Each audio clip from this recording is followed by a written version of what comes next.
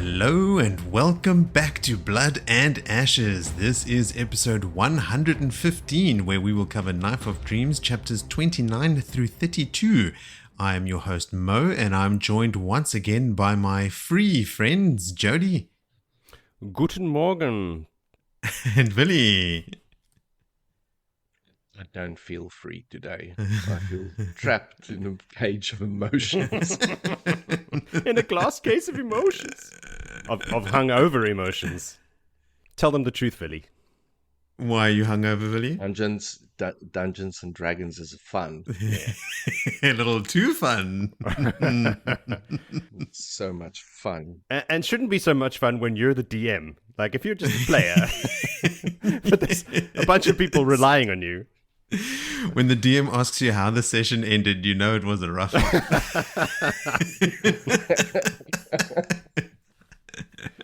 Needless to say, no one leveled up. I mean, that session didn't deserve levels. No, there wasn't any kind of real fights in there. No, that was just getting it off the ground, getting us to where we need to go. Okay. Sorry to deviate into D&D talk, but it is fresh in our minds because we did play last night, and it is with this exact group plus a couple more. I think Villy's big fight that he had planned, we completely circumvented by just sneaking around everything. I was so which is awesome. Jonesing for that fight. I was ready to run in there. Send the paladin. I mean, yes, of course, Jody, always a barbarian or a paladin, some guy on the front lines just like champing at the bit to smash skulls. But then, yeah, we had to be all sneaky. Speaking of smashing skulls. Ooh, dude. Ooh. I have some notes on that. Oh, yes. Another milestone episode for us. Hey? Like an event that we have spoken about for literal years now on a podcast is actually rolling around. So, yeah, a lot of freeing of people, hence my little... Rolling around. Rolling around. Rolling Nice. 20s. When I said my free friends, I was thinking a lot of people get freed in this chapter, like over 100,000 people. Jesus. Yeah, there's a lot. All the guy Shane. I mean, if you want to get technical, the Aiel guy Shane will probably remain guy Shane, but all the Wetlander guy Shane, I think, will be returned to their lands. Well, I'll tell you With who's not free. Lifetime trauma. Yes, who's not freeville? Oh, Galina Casbah. Let's not awesomeness. spoil anyone's favorite moments or anything just yet.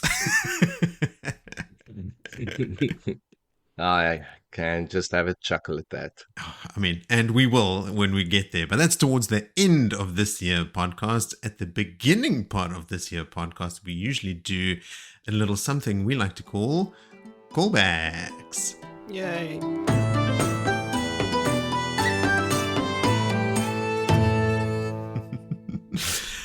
All right, we asked if Plain Wooden Box is the last rant chapter in the book, and it is. We're done with rant in this book. It's all Perrin, Faile, Matt, and Elaine from the main cast for the rest of this book, which is fine.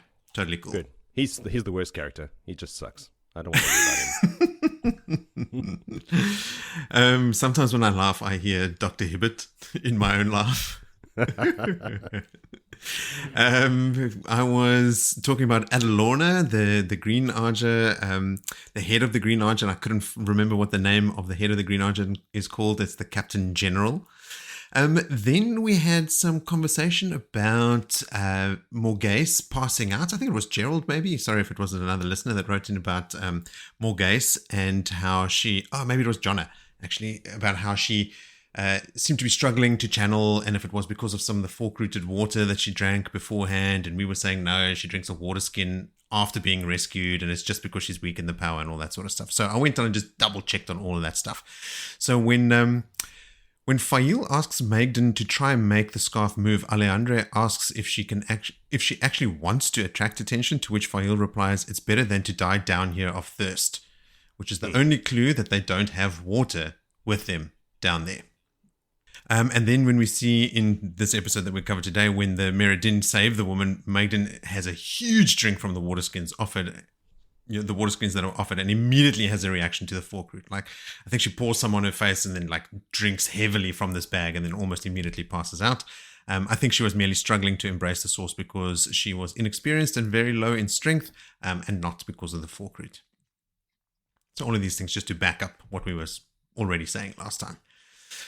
Then someone asked the question about when did Taim turn into a dark friend again? So this is the good old topic of when did Taim turn to the shadow? And it's one that I feel like we revisit every 12 months or so. So here's a quick recap of events as we, as the wider Wheel of Time community, know them to be. So Robert Jordan originally wrote him as Demandred. So that muddies the water considerably, right? So specifically with regards to how he hasn't gone mad for so long, and is able to give Rand advice about it. Canonically, he declared himself the Dragon Reborn in 998 New Era, so before the events of the Eye of the World, and then he's captured when Rand fights Ishamal and Faile, and the image in the sky makes Taim fall from his horse, and that's how he gets captured. He is freed by Demandred, and this is where people think he was given a choice by the Forsaken, which he takes. He's like, okay, I'll join the shadow. He was already, like, you can tell from his like personality, right? He's already predisposed. And again, the way he was written originally was as a Forsaken. He was Demandred. So yeah, the only thing that like doesn't really line up is his long years of channeling. I think he was channeling for like 18 or 20 years. 20 years at the point that he's talking to Rand, and he had never gone mad. So again, a hangover from the Demandred or the Taimandred theory, as people call it. But he didn't turn to the shadow. People don't think he had turned to the shadow before declaring himself the Dragon Reborn. And then I had the question about then, if he was freed by Demandred, turned to the shadow, why did he give Rand one of the seals to the Dark One's prison?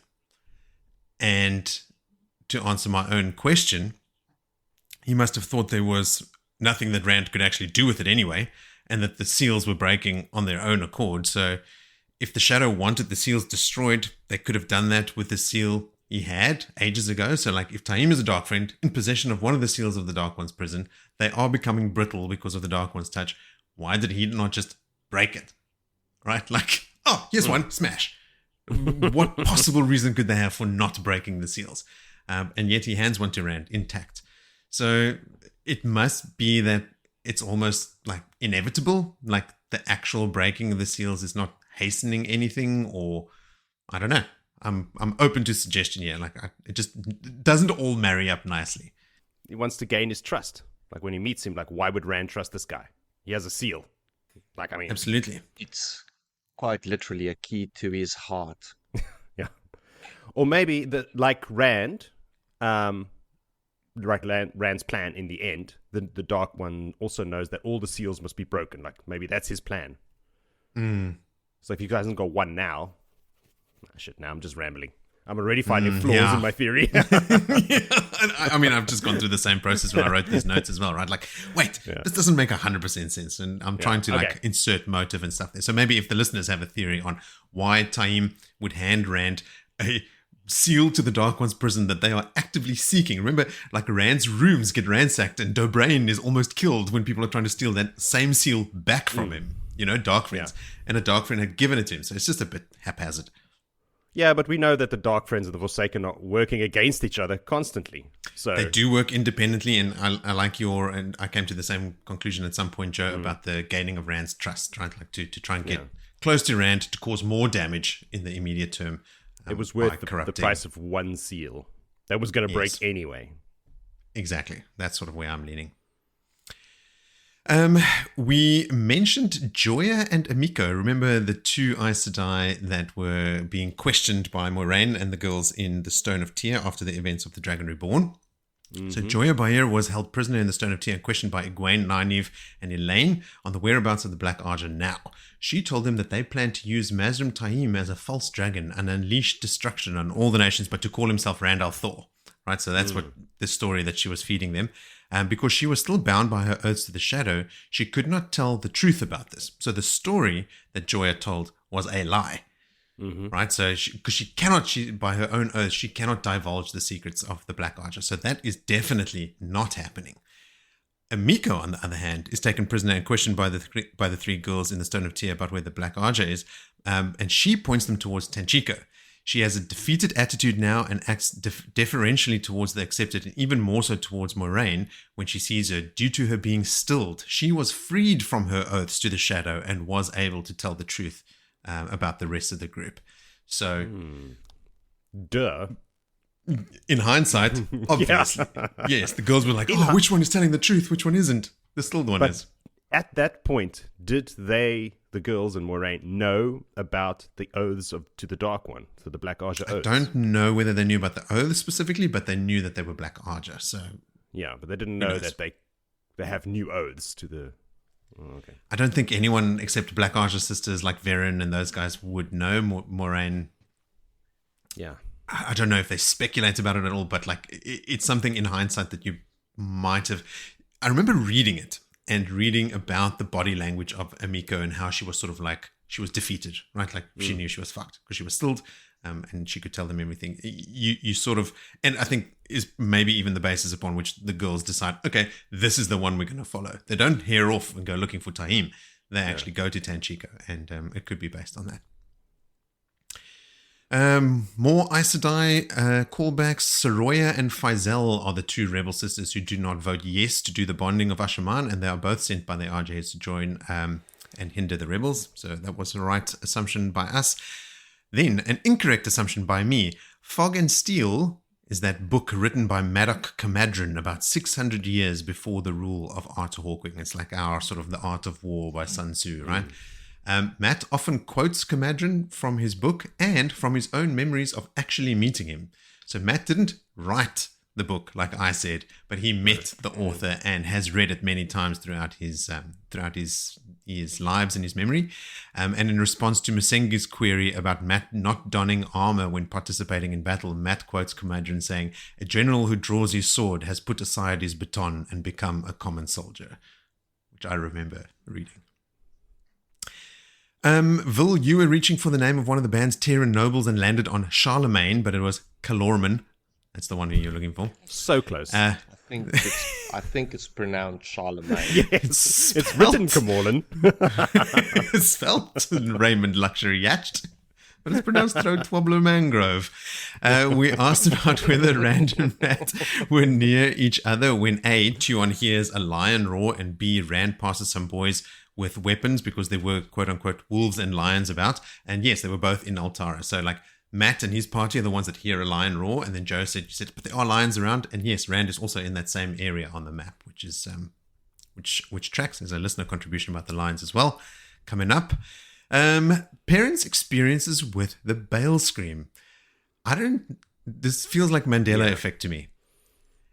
I went back and I looked. I was convinced that in an episode you guys and I covered recently, we spoke about Faile experiencing the ripples down in the camp, and sort of at the same time Perrin being up on the hill looking down on the camp and experiencing something that we thought was more akin to that wind blowing down, from Dragon Mount with the smell of sulfur and all that sort of stuff. Are you saying that doesn't didn't exist? happen? Nope. I remember that too. I went back to the prologue. I went back to the early chapters with Perrin stuff. No, that does not happen. What? So Perrin's only experience of something like this is the Bale Scream that we read about here.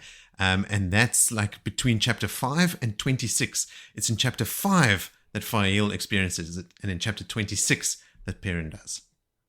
So like their timelines are completely out of sync. There definitely was a wind episode somewhere with Perrin. Yes. Okay, please go find it because I read. The wind comes from chapter 1, right? From there on out, I couldn't find a Perrin chapter where he experiences this wind. I'll go look for it. All right. Hooray! So he's on the case. Pretty sure. Responsibility deferred.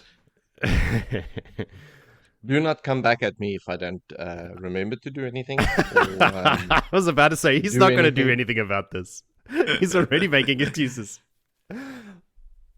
All right. Then we also asked, is Rand's hand mentioned in the prophecies of the dragon?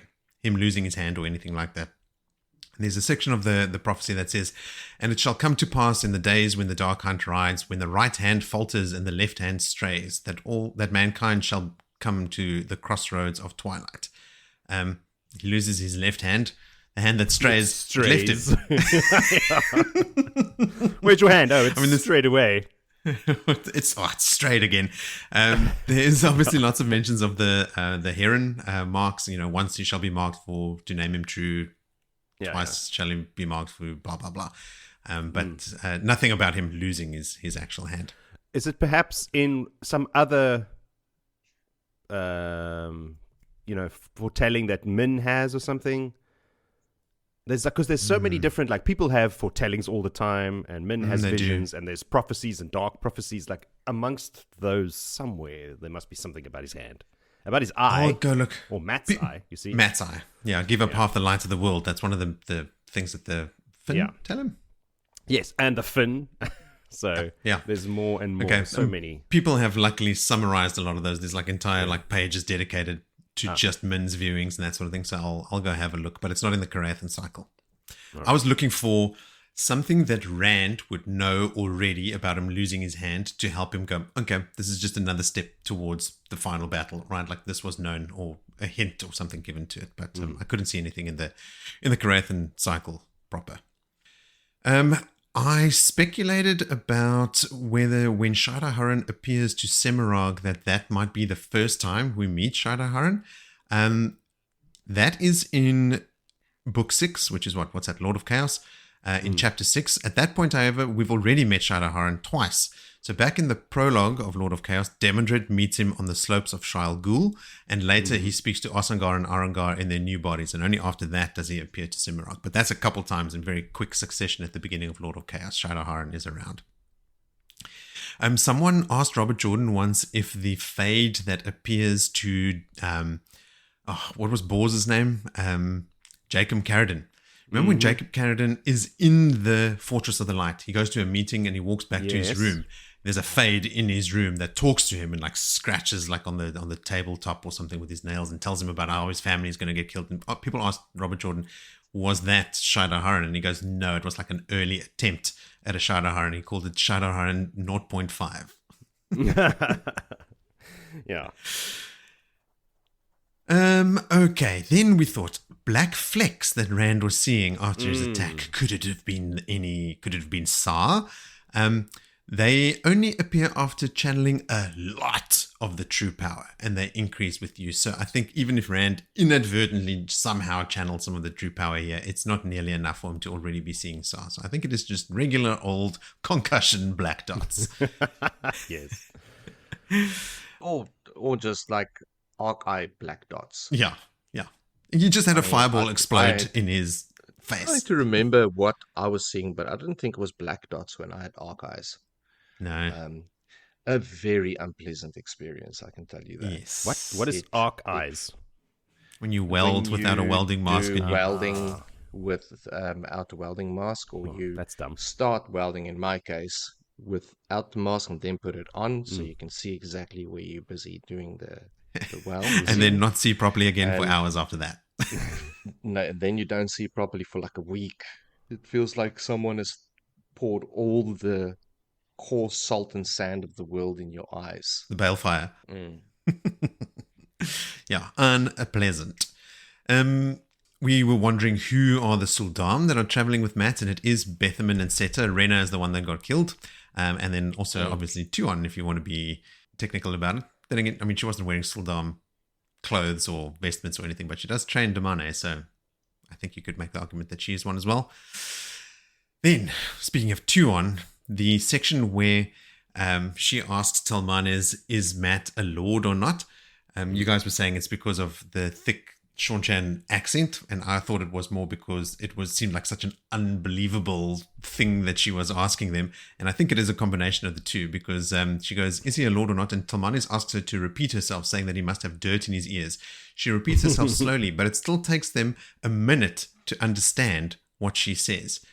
Now, we have loads of people interacting with Seanchan all the time, and it hasn't taken any of them a full minute to understand a 7-word sentence, right? Is he a lord or not? Yeah. So I think it's a combination of the accent and it being so unbelievable. Just because he is so, to them, who are, have spent a lot of time with him, just so anti the nobility and anti lords. It's like, could she really be asking this? But I guess, she doesn't know.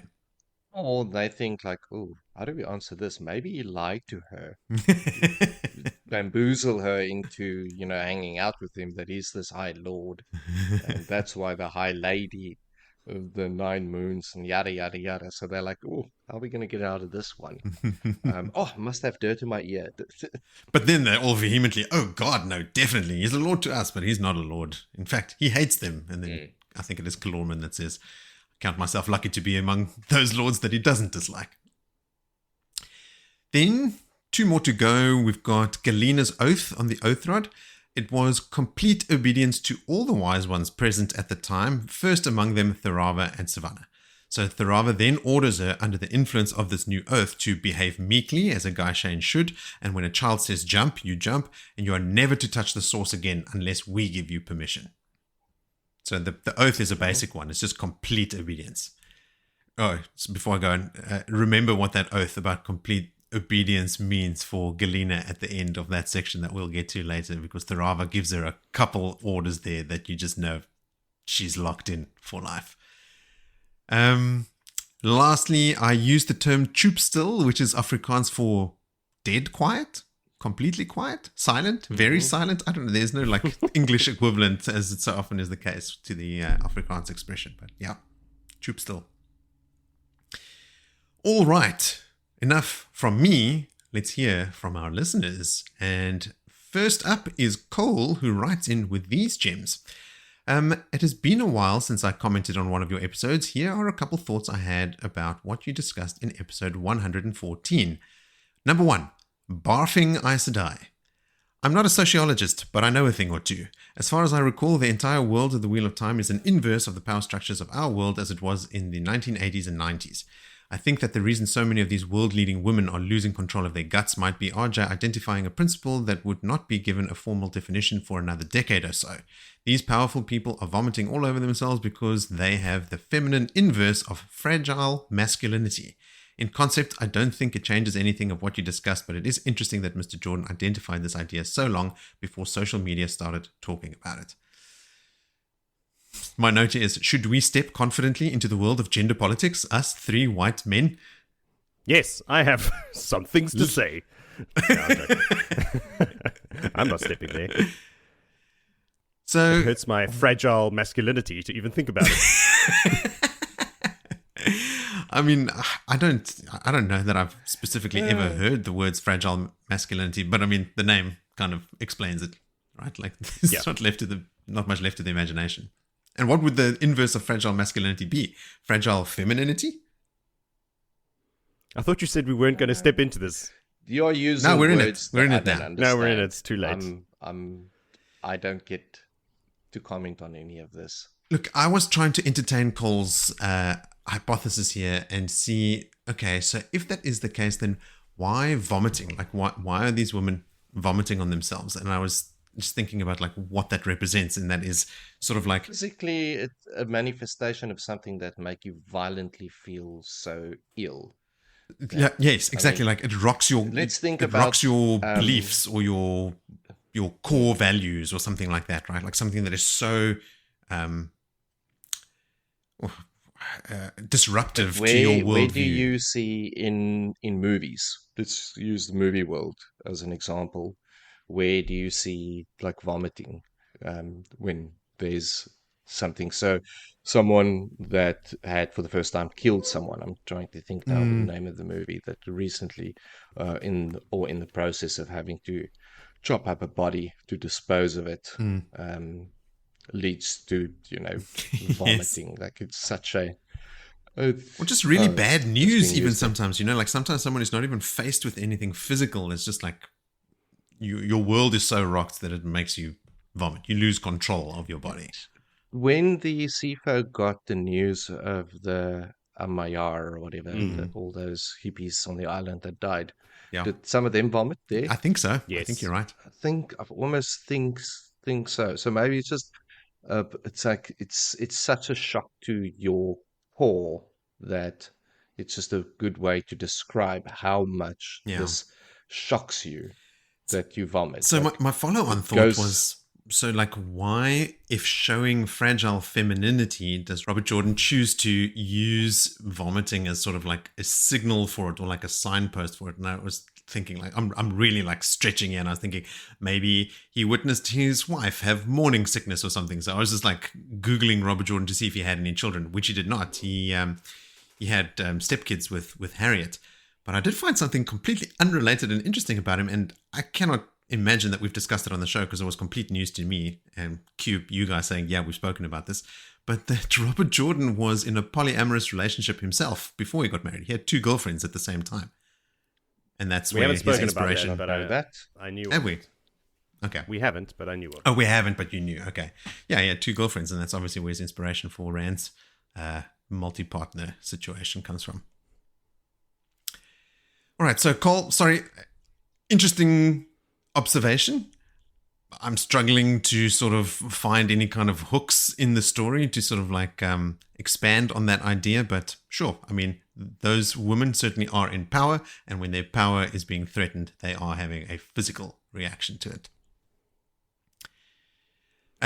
Number 2 from Cole, talking to AI about the Wheel of Time. He goes, with respect to former comments made by Joe, I'm not an IT professional, but I know a thing or two. Admittedly, this was one of the first things that I tried when I first got my hands on a large language model. It's better now than it was then, but the fact of the matter is that the Wheel of Time is simply too large for a large language model to handle yet.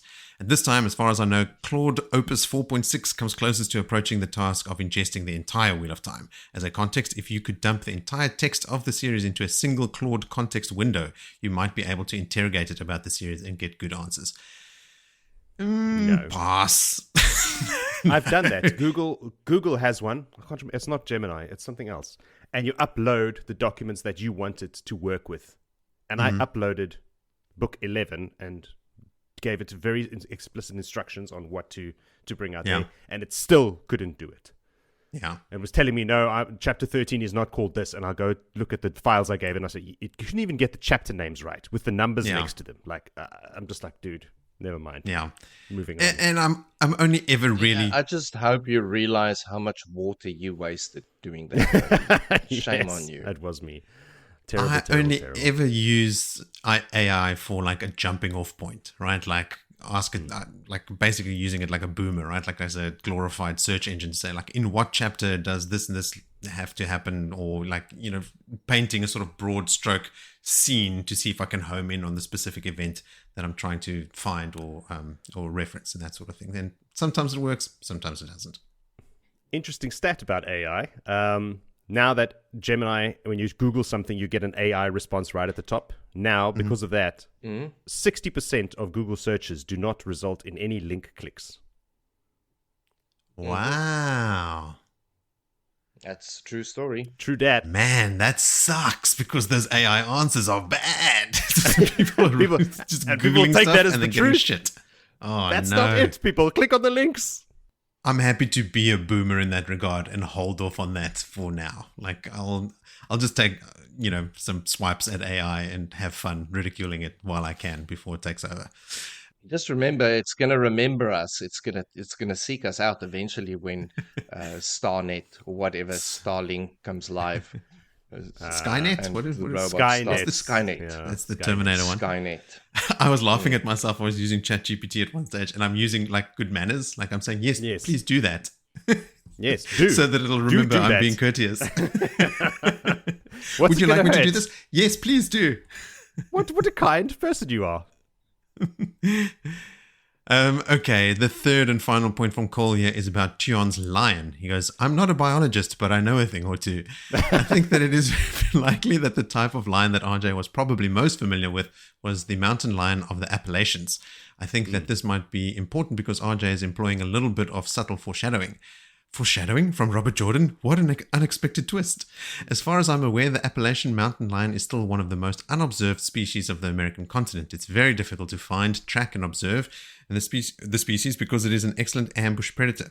Its modus operandi is to find a place where prey will go, stealthily wait beside that path, and then strike prey with overwhelming violence. This is exactly what Matt does to the Sean Chan-controlled army. Yes. Wow. I like that. Cool little connection. Yeah. Awesome. So you're saying Thanks for we that. don't know anything about it, because everyone who goes to investigate it dies. It's just camera parts lying over trails all over the Appalachians. Willie, I'm waiting for the Bigfoot reference. Let's go. Let's go. Much The like Bigfoot. Appalachians, are also known, and much like Bigfoot, definitely. There's different. But what I wanted to talk about and what I wanted to bring in there is, I never knew that there were so many what you'd refer to as subspecies of different, which you just know, cougar, mountain lion. Now there's like the Florida panther and this one and that one, and yeah, it's pretty Good cool. shit. Love a big cat. Aw, nothing. How many subspecies of Yeti are there? Or Bigfoots? I only know Oh, two. Jesus, Jody, don't do that. Well, Yeti is in that mountains in the Russia. What is it called? The Urals. Urals. It separates Urals? Russia or Asia from The Europe. urinals. Yes. Yes, that's it. Yeah, very, very scary, big monster. There's Okay. That's all he has to say. Okay. understand. I'm way too hungover. All right. Thanks a lot for those contributions, Cole. Then on to everyone's favorite Kiwi, Gerald, who comes in with a quick hit saying, "Morning. I thought I'd write in a quick email about wolves. This has been on my mind ever since I listened to the latest episode. At some stage in the episode, Jody says something like, actually, I'll find the text in the transcript. Here it is. This is Gerald interrupting himself to say, I'm going to say, oh, no, wait. Actually, I'm just going to go find it. He quotes Jody saying, all the little boys are carrying bows and slingshots and stuff because there are wolves and lions. All of a sudden, there's wolves everywhere. By the way, we forgot to mention it in the first 10 books. Gerald says, so I'd like to draw your attention to Book 1, The Eye of the World, Chapter 1, Paragraph 6. Haha, Gerald. Wolves. It's Rand walking down the quarry road with a knocked arrow because there seems to be a lot of wolves around lately. Because maybe they were sniffing out Perrin. Maybe they knew before Perrin knew. I am going to defend Jody. Oh. Because I know what he meant. Me too. And he was meaning that now all of a sudden the references to lions are there. Yeah. There's always been references to wolves. See, Jody and I often mean something, but we just say the complete opposite. Hey, me too. And it's not to be taken out of context. No. You should know what is in my brain before I say it. I mean, I do. I find it offensive that others don't. I knew that. It hurts my fragile masculinity. Thanks, Gerald. Wow, callbacks within callbacks. Love it. Then we have a lovely voice note from Nick in the UK, and it goes a little something like this. Hi there all. Nick from the UK here, and I'm sending in a voice note finally to celebrate catching up with you. A couple points I wanted to mention. First one was I asked my wife what she thought of book 10 when she finished it. Hadn't mentioned the slog to her. And she said she really liked it and it had really picked up from some of the slower previous books, in particular books 6 and 7. So just goes to show you there are lots of different opinions out there. Next, I wanted to mention I generally agree with Mo when it comes to explanations and theories about things, but I'm in Camp Willie when it comes to the Asherman names. So switching between the first name and last name, I get so confused. So I know we've got Johanna Rishma and Eben Hopwill, but then there's Flynn and Grady and Neild. No idea what their first names are. And there's also Sandomir. There's also that guy that went off with Loyal. There just always seems to be another good guy Asherman as well. I kind of thought it was only the ones that left with Rand, along with the Shiva, that were the good ones, and everyone else was kind of bad or got turned. So I don't really know what's going on there. So thank you all very much, or as we say in Wales, diolch yn fawr, nostar, good night. Thank you, Nick, and congratulations on catching up with us. Now you're going to have to do that fortnightly wait. Oh, you poor bastard. Moritz, you had this opportunity. It's diolch yn fawr, not thank you. Yeah, you could have just wow, right Jody. back. Nick will have to write back and say how your pronunciation was. Hearing it once. My pronunciation's perfect. And also, I think that Nick, that accent is incredible. The articulation of every word. I wonder if Nick reads audiobooks, because that should be your true calling. Oh, narrates them, you mean? Yeah. Well, Yeah. narrates them. Yes, you know what I mean. Again, you should know what I mean, Morris. I know. I'm just making it clear for everyone that's listening. Listen, after 3, almost 4 years, people should know what's in my brain. I don't want to create another callback, Joe, but I think we've been going for longer than 4 years. I don't know. I think it's longer than that as well. No, it's not. It feels longer. 7 years. I don't know. No, back to Nick and his message that his missus thought that Yes. book 5 and 6 was the slow ones. Interesting. Yeah, that took me Like by to- surprise. Book 6 and 7, Back let me to the remind you, test. Lord of Chaos has got like Dumai's Wells in it, and Crown of Swords is like the fight against Samael in Shadow Logoth and stuff, you know, like, and then book 10 picked up from that. Maybe she was like being like a dry English humor, you know. Maybe she loves the politics, and I know I'm going to correct myself here. I know we went through it and we said there actually isn't as much politics as we remember. It actually goes pretty quickly, but you know, there is lots of taste out there, like Nick said, you know, lots of different opinions. Maybe it's just the vocal minority that bitch about the slog as much as we did. Then, the Ashaman and their first names. I tested myself to see if I could remember everyone's first and last names because, you know, Nick rattled off a couple there that he couldn't remember. Dharma Flynn is an easy one. Jer Grady, I also remembered. Fagan Niald. I knew Donalo Sandomir. Calden, I always remember as just Calden, but he's Calden Manfor, and I think in a recent chapter someone referred to him as Manfor, and I was like, who the fuck is... Oh, Calden. Okay, cool. Got that. Yes. Um, Who the fuck? So, yeah, Nick, everyone that we've mentioned here, so those guys, plus obviously Ibn Hopwell, Fedwin Moore, and John and Adley, all of them, except for Sandomir, were chosen by Rand to accompany him after Dumai's Wells. So you're right, like all the quote-unquote good guy Ashaman that you're reading about at the moment, excluding for maybe Logain, but he's maybe not even as good. You know, at least he's aligned to the light, which is a good thing, but he's not a big Rand fan. But all of them except for Sandomir came with. And then after the attack on Ilion, Rand noticed Sandomir and brought him along as well. So there is a small group of them around Rand, yeah? But I mean, it is like, it's Flynn, Grady, Nield, Sandomir, Calden, Fedwin Moore, Ibn Hopwell, John and Adley. So that's, what's that? 8 Ashaman that are around. So like there are more than what you remember, but they're in such small groups. You never see 8 Ashaman really around Rand, except when Rand approached Kyrian and he found Colivir on the throne and they walked into the city and like he had all the Ashaman around him that he had brought back from Dumai's Wells. But since then, you know, like it's only small groups. Shiva obviously forsaken and dead now. But the Ashaman left over at the Black Tower are not all Taimi's men. Remember, there was a bunch of loyalists that, you know, were, when we read from Tovine's point of view at the Black Tower, I think in a prologue or something, she's at Logain's house and there's a couple of Ashaman waiting at his front door, and then Logain returns and they have a conversation. Sandomir is one of those. We meet him there. Donalo Sandomir. He's like an old grizzled farmer, but he's got an oiled beard like a Terran noble. Like he's this weird like dichotomy of a person. But so there are still, and we've met Androl, I think, already as well. And there are other Ashaman at the Black Tower that have not been turned by Taim. It's only a faction of them that has. I can't remember the exact breakdown. Maybe that, you know, is shifting more towards the shadow the longer Taim is sort of running the show there unchecked by Rand. But there are more good Ashaman than just the couple around Rand.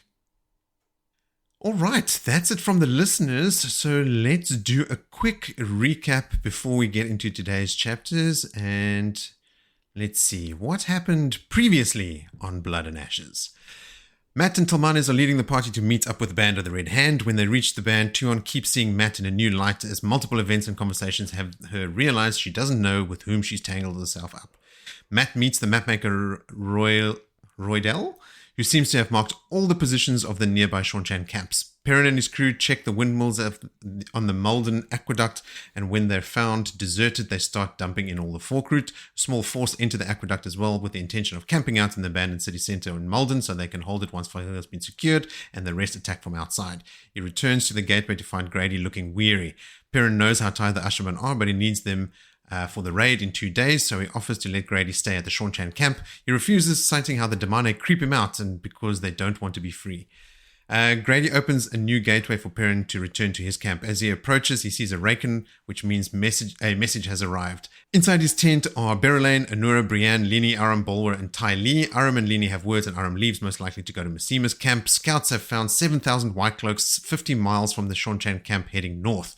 The rumor is that Pedronile died fighting the Shawnchan and that his successor, Aemon Volder, swore fealty to the Empress. Then Galad killed Volder and led this band in desertion. Bolwer feels he owes a great debt of gratitude to Galad. There's also news that 2 more bands of Shido are approaching Malden from southeast and southwest. They should arrive in 3 days. They all suddenly experience the Bale Scream and most people freak out. No one knows what it means, but Perrin says in 3 days it will all be over and Faile is all that matters. In Malden, Faile is getting ready to make a move. Roland again offers his help if she'd play some kissing games with him. Galina approaches Faile and Roland wearing clothes again, and her hair is less than an inch long all over her head with a red bow in it. Roland leaves after Faile tells him she has to think about his game, and only once he leaves, Galina demands the oath rod. She is nearly broken from Theraba's treatment. After arguing and slapping each other, Galina says she will leave tomorrow and take Faile and her friends with her. Faile says the rod is hidden in town and offers to get it immediately, but Galina gasps no and tells her to take it tomorrow morning to a building marked with a red scarf at the south end of town. Faile questions why, because nothing is there. Galina tells Faile that is precisely why, so no one will see them, and Faile believes her. In Altara, Rand and his crew are ready to meet the Daughter of the Nine Moons, but they feel like it's trap, Rand included. As they approach the agreed manor house, 2 women walk out, one of who matches Tuon's description. Nynaeve tells him that one is channeling, but that she has master ability and is inverting the weave. She can't tell which, but Caemlyn says she can do something about it when they are closer. 10 paces away, the woman flickers, changing from an instant into a tall woman dressed in black. Rand announces that this is Semirog and reaches for the source, battling with Lews Therin. Semirog flicks a hand out and a ball of fire streaks toward him. The next he knows, he's on the ground and he can feel Saidin and Saidar being used. He manages to seize the power and get up to see that Semirog has been captured. And Damane and Sildam have been killed and 3 Damane captured. After a minute, Rand notices that his hand is gone. Nynaeve thinks he must be in shock, but Min tells her he isn't. Apart from having lost a hand, he is fine. Rand explains who Semirog is, but Falendre, one of the Sildam, doesn't believe it until Semirog confirms it. Cadswain asks how he can be sure, and Semirog answers that he is mad, that Rand knows things only Lews Therin would know, and that Rand must be hearing his voice. Cadswain tells her that she looks forward to long talks with her, and Logain asks about the Damane, and Rand says that they are to be sent back to Ibudar. Matt is planning attacks on the Shawnchan and wondering what Tuon is thinking. Teslin is trying to alter his plans, telling him they require a lot of luck and that some parts of his plan can be abandoned. They move into a defensive position and Matt suggests Tuon that she might be more comfortable among the trees. Her reply, that she's enjoying him take his ease on this hilltop, baffles him. Teslin warns him against Jolene, that she might try and bond him if he's not careful. Tuon reacts angrily, saying that Matt is hers. Matt tells both of them to be quiet and stop arguing. Teslin asks what he is wanting and he tells her that he's trying to pull their enemy through the Mulvane Gap. Vannon returns to tell him that the nearest Shawnchan are about a mile behind. He sees them arrive and gives the order to start. A ball of light from Teslin lighting the scene, at which the crossbowmen start to fire. The Shawnchan try to flee to safety of nearby trees, but a second burst takes them before they can escape. Teslin thinks they should offer aid, but Matt replies that they have things to do. This is a new kind of war. Faile and her loyalists incapacitate a potential tattletale before Arella and Lucille join them, and they move on to an old inn where Faile retrieves the binding rod. They see that way out is clear, but do not understand why, as Gaishain should be about fetching water. They move on to see a red cloth, a signal from Galina on a house that looks very unstable. Galina tells them that she's inspected the house and is quite sound. She goes in and they follow her. Inside, Faile hands over the rod and Galina leaves, claiming to be checking on something. Almost as soon as she leaves, the house collapses. They start digging themselves out, but before they have made much progress, there is a further collapse. They are trapped, but can see light outside and the scarf Galina used to mark the building. Faile asks Malden to channel and use the scarf to attract attention. Galina leaves thinking that Faile and her friends are dead. She hears wolves from every direction. Thanking the Dark One that she is allowed to ride, she heads to her stores, which brings us to chapter 29, called The Last Knot. At last, Joe, can you please summarize how this chapter unravels? Very good. I approve. The Last Knot. Perrin is standing on the ridge overlooking Malden. The time has come. You know, he says that a lot during this chapter. Nailed. What's his name again? Fager? Is his name Neiled Fager or Fager Neiled? Fagernield. Fagernield. Has channeled some mists to hide them in. He's tied off the knot as well, or the weave, so it's just hanging around there. He can see relatively few Shido in the camp below, but thousands of Gaishain. We know what they've been doing. He looks for Faile, but there are just too many faces in that sea of white robes. He's thinking about his plans. He should be done here by noon, but who knows what shit will hit the fan when they start to attack. Perrin walks back into the mist between the trees where he has the two rivers men with their longbows waiting. He is approached by Bulwer. Masema has actually lived up to his word and is there. He's brought 20,000 men with him, and he's got an honor guard of like 200. Cool. Cannon fodder, I thought. Bulwer is keeping his spies out of sight for the time being, just in case. Perrin suggests he starts keeping them away from Masema entirely from now on. Hopefully there won't be a Masema to spy on after today. Perrin moves down the backside of the slope to where the Mayenners and the Galdinians are, or Galdanans, armored and armed, ready with horse and lance. Past them are the carts and Masema, but Perrin has no time for that guy. He sees Master Gil, Lamgwin, Linny, and the rest of the crew, and heads to speak with them instead. The plan is for them to head north now, and after the attack, Perrin will then join them with Faile and everybody else. But Lenny is having none of it. She seems to have gotten into Basil and Lamgwin's heads as well, because now they also want to stay and fight. They want to stay, obviously, for Malden. But Perrin tells them that he tells Basil that he is Shambayan and he has a duty to fulfill. So Basil reluctantly accedes, but not Linny, of course.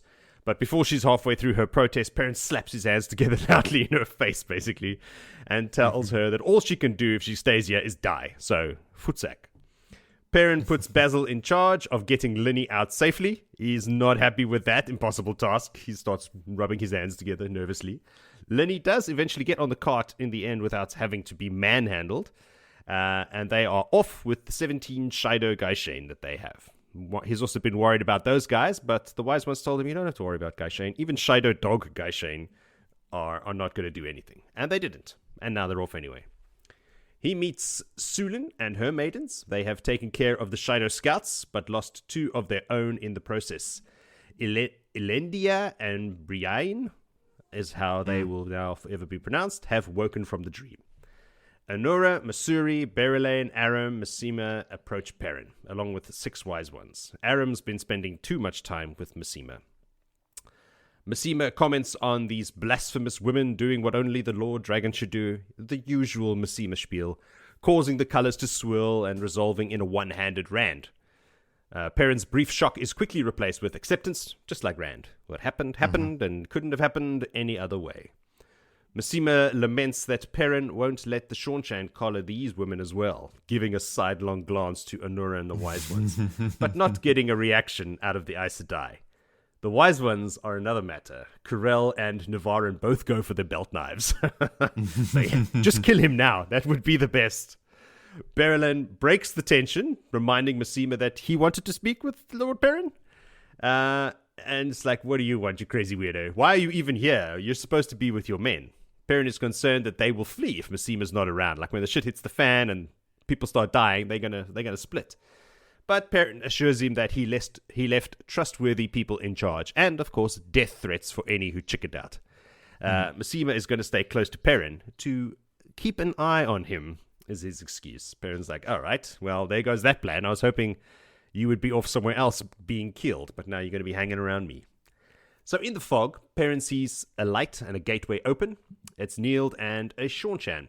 Neild is so exhausted that he's stumbling. Approaching the Aes Sedai like a stray dog approaching stray cats, we have Gwei Araba. He's there to report that the Morat Rakan say that the other Shido bands will be arriving at their position sooner than expected. 2 bands. One of around 25,000 and the other 35,000, more or less. Half are Gaishain, but that's still a busload of spears. So Tylee suggests that they make some changes to the deployments, but Perrin assures him that they will be done before they get here. They proceed as planned. As if on command, the howling of wolves rises out of the fog all around Malden. The last of the troops have arrived. We pop over to Malden, Faile, and the rest of her troop stuck under the rubble. They've been there for hours now and are taking turns encouraging Malden to channel that red flag. Or rag, rather. Finally, a face appears between the toppled beams. It's Aravine, and the rest of them have arrived. There's much rejoicing. She's screaming, "We found them! We found them!" And she's like, "Shut the fuck up." Therrell, that young lad, and his dad, remember them? He had followed Galina and Faile and them against orders. And when he saw Galina leave and the house collapse, he thought that they were dead, and he just sat down and cried. You hear him going, "Hey, I wasn't crying." And Aravine's like, "Listen, I know what a kid looks like who's been crying. He's all macho." So, but eventually he was still sitting there in tears when he saw the red rag. God damn it, I've written rag twice and I keep saying flag. Move, and then he ran for help and got them. So that's how they found them. And luckily, it was neither. It was a scarf. It was a scarf. No, it was a rag, a raggedy flag. He also saw Galina collapse the building on purpose. Shock, horror. Why? Black Ajah?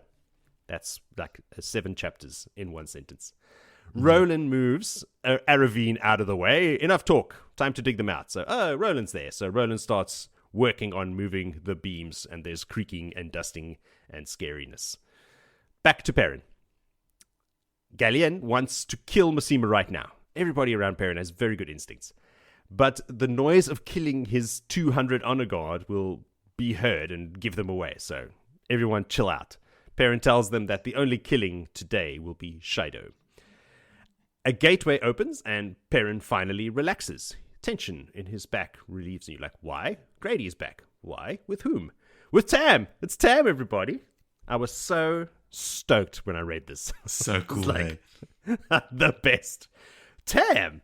So Perrin tells a bone-weary Grady to go join Mishima. Like, don't do anything. Just go hang out near those Sean Chan and make him so nervous that he doesn't change any of the plans that we have agreed to. Tam watches Grady go and admits his nervousness around Ashaman. He tells Perrin that an Ashaman called Taim visited the 2 rivers, preaching about the Black Tower. And they tried to stop him, the village council and the women's circle and everybody. But eventually he left with over 40 men and boys from that region. Taim told them that Rand had sent him, and that Rand was the Dragon Reborn. There's a kind of a question in that. But Perrin's lack of answer is enough for Tam, and sadness enters his scent. Perrin introduces Tam to Galina and Arganda. He goes, "Galina, Arganda, this is your new boss. He's my captain." A black-winged mocker's cry sounds the alarm. That's a bird. And they head for the ridge. Daniel has spotted a group of 400 Shido heading straight for them. Another scouting party, they imagine. No more waiting. Daniel heads off to get the rest of the 2 Rivers bowmen, and Aram appears, sword in hand, smelling eager. Perrin drops the knotted leather cord to the ground, tucks his thumb behind his belt, and strides out of the fog into plain sight, Aram behind him. The Shido see them and stop. Some of the Shido start advancing, veils down. They don't see a threat here, these 2 madmen on the ridge. Others among the tents start pointing up at them. So, it has begun. No turning back now. Then Perrin hears boots and hooves, and the Gaeldanan cavalry appear. Then the winged guards. Daniel positions his bowmen between them all. The red wolf-head banner is there, fluttering behind them. Someone remembered that. Masema to the right of the winged guards with his 200 special forces, all of them moving out of the fog now to the top of the ridge. The 2 Aes Sedai and the Wise Ones file down between the Gaeldanan, accompanied by the maidens. They have red strips of cloth tied to their upper arms so that these stupid wetlanders don't kill the wrong Aiel. They are veiled. The Shido start veiling themselves now. Tam and more 2 Rivers men pour out of the trees and fog. Perrin recognizes many of their faces. Other faces he does not recognize. Others are Domani or Kyrenian. But all the faces are determined. Below, the Shido start rhythmically beating their bucklers with their spears as the flow of Algai de Siswai starts to slow. They've drawn them all out, all 20,000 of them. Perrin tells Tam to give the command as he eases the hammer in his belt. Adara says they will soon know if that cistern tea has worked. Tam gallops up and down the line, calling for his bowmen to knock their arrows. Longbows first, shortbows wait, you're out of range. The Shido start moving to flank them. Then fireballs start streaming out of the tents below right at them, exploding harmlessly above them. Lightning as well, but again not landing. Idara estimates from that volley that there are 15 to 20 wise ones that have escaped the tea. The Sistine tea worked, everybody. Phew! Wipe your brows. The Shido charge, singing Wash the Spears. Tam gives the order to raise the longbows. They loose. Thousands of arrows in constant volleys. Perrin thinks they loosed too soon, but realizes that their elevation gives them more range. And Tam knew that. The arrows rain death on the Shido. Hundreds killed with every volley, and many more are injured, but they don't slow. A Shido arrow grazes Perrin's arm, but most of their arrows fall short. Then the Damane are set loose. Remember, they've got Seanchan with them too. They've been hiding in the trees, and they attack the flanking Shido with fire and lightning, which does not explode harmlessly above them. Idara decides now is the time for them to join the fight too. More fireballs and lightning bolts crash into the Shido. There's dirt and severed body parts flying into the air. The air around Perrin is literally crackling with electricity, making his hair stand up. Eventually, the Shido begin to fall back. They don't even make it more than 200 paces away from Perrin to the front lines. His lancers appear out of the trees, forming ranks 1,000 horses wide, and start to advance down the hill, while fire, lightning, and 2 rivers arrows continue to rain down ahead of them. Tam orders the bowmen to advance 3 paces and loose. 3 paces and loose. Arganda orders his men to advance, Masima his. Perrin is supposed to advance at the same pace, but his blood is now fire. He frees his hammer, draws his belt knife, and charges. Aram is keeping pace beside him, but all he can think of is Faile. They catch up with a group of fleeing Shido who turn and attack. Aram flows into the forms, but Perrin is now just a smashy, slicey boy, leaving a trail of shattered bones and slit throats on his path to Faile. The end. So You good. should have at least toned it down, not like this. At the end. Makes me. I was expecting more, man. I enjoyed writing that so much. I like how Perrin's That is. combining a knife with his hammer. Like the hammer already is a big thing, but to have a knife in the other hand as well, this is like a cool counterpoint. Yeah, He's just smashing bones and slicing because throats as he runs you through. use the momentum of swinging a hammer like a opposite weight, which then brings the knife through a lot faster. Like you pirouette. Is that the word? Yeah, it is a word. Tootsie toes. Yes. It is a word. And then slice open a throat and then crush a skull. pull someone's teeth with a hammer. Vil, did you have anything you wanted to add in there or highlight? Yeah, just great plan. Thought amazing Tam coming in. Tam hearing them singing Wash the Spears, saying like he never thought he's going to have to listen to that again. Yeah, hadn't heard that since the Like Aiel goosebumps War. from the Aiel War. Yeah.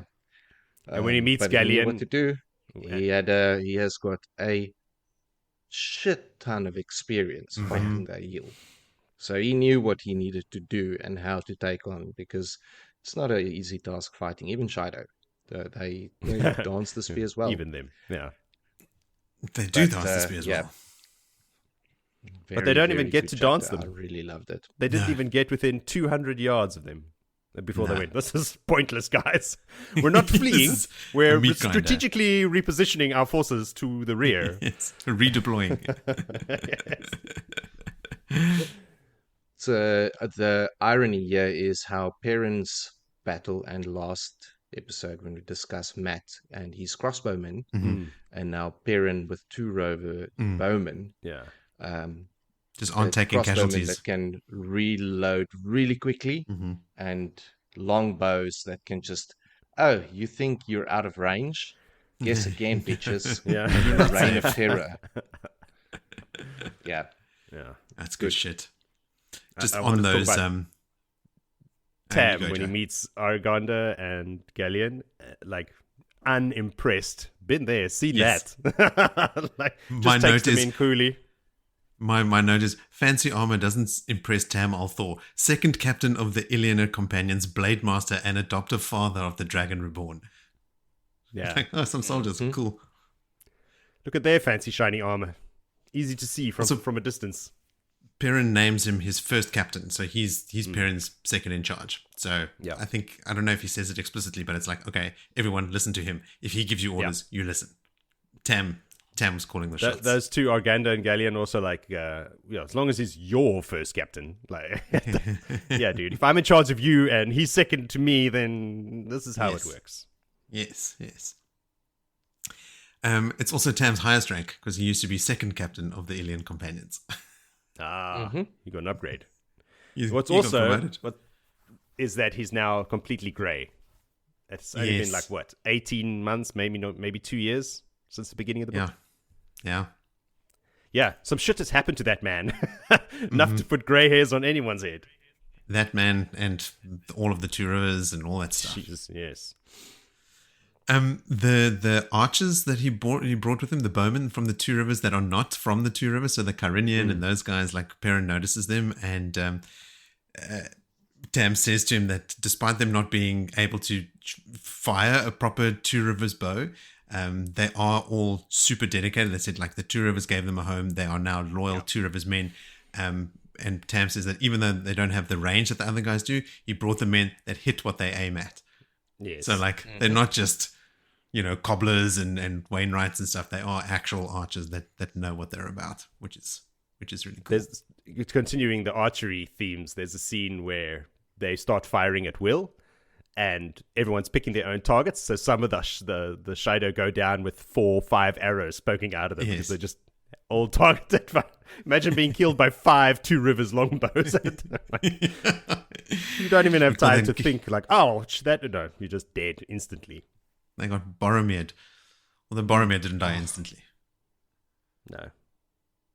He had to give an awesome speech first before he died.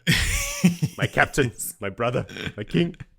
What's like my brother, my captain, my king. Anyway, don't make me cry. Let's go. Okay.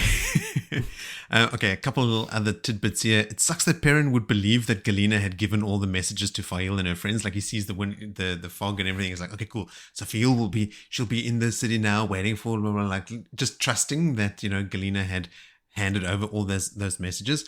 Just another great example of the 3 oaths working. So Perrin, who is from a very traditional village and has a healthy skepticism of Aes Sedai, still believes that they cannot lie and therefore he can trust what she says, right? So like what Swan was always telling Egwene about the importance of the 3 oaths is actually working. Like even people that are skeptical of Aes Sedai just assume that they're speaking the truth. And what a great tool for the Black Ajah to exploit, because they can just lie constantly and automatically have that lie believed. It's like rolling a crit on your deception check every time to continue the D&D theme. Perrin gets called my lord 4 times in 4 sentences when Daniel confirms an order and Bulwer arrives with news of Massima. Bulwer calls Perrin my lord 3 times in a row, and not only does Perrin not say anything about it out loud, he doesn't even think about it. And then later when Tam arrives, Tam also calls him my lord, and he doesn't think to him, oh, it's so weird to have Rand's dad call me my lord. It's just natural now. Yeah. It's done. Perrin is Lord Perrin, and I think he's made peace with that, which is really cool. What is also a pretty brutal growth indicator of Perrin is that he straight up hopes that there won't be many of Massima's men left after the battle, and hopefully neither would there be a Massima. It's like if everything goes well, Massima and his men will get killed. On the flip side, just loves Sulin. Even Sulin even compliments the Shido. The scouting party that came, she's like, they danced well for Shido dogs, or whatever it is that she called them. But she complimented their battle prowess. And like you said, Joe, the 2 that woke from the dream, I just love, she just says it matter-of-factly, like, oh, they woke from the dream. We must all wake from the dream at some point. Mm-hmm. The guy Shane that swore fealty to Faile, that finds the red cloth, the scarf, right? So like when they see a face appear it's Aravine, she's the one that calls them over. Don't forget that she's a dark friend. Oh, I did forget. So, exactly. Because her behavior here is also indicative of someone that is actually invested in saving Faile. I think she actually liked Faile. So eventually, Aravine's story ends when she's killed with a thrown knife to the back from Faile when trying to bring the Horn of Valia to Demandred. Before dying, Aravine confessed that she had hoped not to serve the Dark One despite swearing her oaths, but she felt she had no choice when she was reactivated as a Dark Friend. So here at this stage, like, she's a Dark Friend, but she's actually hoping that she doesn't have to do anything for the Dark One. So she is genuinely happy when she finds Faile and was actually helping Faile all along as well. Yeah. There's a cool line about Morghese when they are found, thanks to the red scarf. I think it's Faile that thinks to herself or observes, Magden swayed as if she might fall over, but a beautiful smile wreathed her face. That's just such a cool line for Magden, who, you know, was trying for so long, for so many hours. So, like, not only did she succeed in this thing that she was trying really, really long and hard to accomplish, but it, like, literally means that it saved their lives. So imagine that relief of thinking that you're going to die in this collapsing building, then trying this really, really difficult thing for so many hours. So then when she comes out, she's got this beautiful smile wreathed on her face. And I just thought, oh, wow, what a great moment for her. That is it. I had one note about this is where Tam finds out that Rand is the Dragon Reborn through Perrin's non-answer, but Joe, you covered that. So we can move swiftly ahead then to the next phase of this attack, which is in chapter 30 called Outside the Gates. Vil, can you hammer this one home for us, please? I sure can. Point of view of Faile now, and she is in the rubble in Malden, I think. Malden. Still stuck, still thirsty, and being rescued. Luckily, Roland has made moves to rescue the trapped ladies there. Hundreds have arrived to move rubble, all of them in service of Faile. Mm-hmm. But as this keeps happening on, there's thunder, there's booming, there's like a huge storm, Faile thinks, outside. Mm-hmm. No, it's not a storm, it's an actual battle. Faile doesn't want to be the first one that is being pulled out of the rubble. She insists that the other goes, but Roland won't have any of that. He reminds her that she is still his Gashine, and she'll do as he tells her to do, woman. And as she's being pulled up through this gap, she's got to like clamber over his rock hard body. She gets a pinch on the bottom as well on the way out. At this point, when she gets out, she sees there's the hundreds of her followers, all of them dirty and dusty from digging them out. She's handed a water skin, first washing out the dirt in her mouth, and then absolutely sculls it like a pint of cold amber lager. Really enjoys it. That's when she realizes the thunder in the lightning is a battle. And she's like, what has my Perrin come for me? There's wolves howling and all the rest. But then also thinking, but Perrin get Aes Sedai to come and rescue her? No, that is the Seanchan throwing lightning bolts. But yes, he did get channelers to come and rescue. Unaware of who is it that they're battling with, all the girls are now eventually out of the death trap, and each and in one of the girls that's come out has gotten a pinch on the bottom. But then Magden passes out after also sculling her water that she had. And she just assumes that it must be from all the channeling. She's totally exhausted. No, she's a channeler and she had tainted tea. But anyway, Roland wills them on and says it's time for them to move. Just remember, the wise ones are still about, and he will hide them till this evening, and they want their goodies. But he's like, look, I can organize supplies. I will help you escape. Roland is being such a good guy, wants to help Faile with no bad intentions whatsoever. Then we switch point of views. Perrin is now running through the streets of Malden, blood-stained, trickling down blood from his gashes he's got in his arms and head wounds already. And he's making his way to the gates of the fortress, hammer in hand. And hammer has been falling very hard on the heads of his enemies. And that's when all of a sudden he has to dodge a sword blade. Dun, dun, dun. Aram shouts out like a ravenous dog with foam around the mouth that is the Massima's correct. You are the Dark One. You brought this on us, and I have to save Faile from you. And Perrin is, what the hell is all of this? He's just dodging river undercuts the bank, and bank cuts up the river, and all the rest of these forms.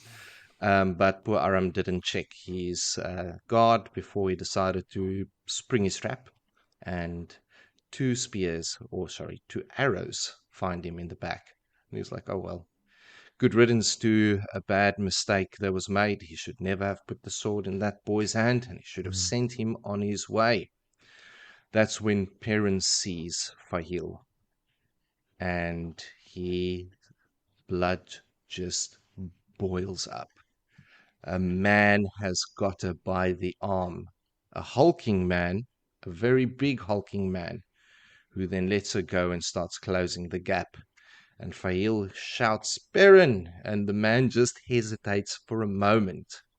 And the hammer lands, lifting the hulking man off his feet, smashing his teeth out that is embedded into a tree after that with the force of that blow. And he doesn't even look at the man. At the same time, daggers find the other 2 Aiel men's back.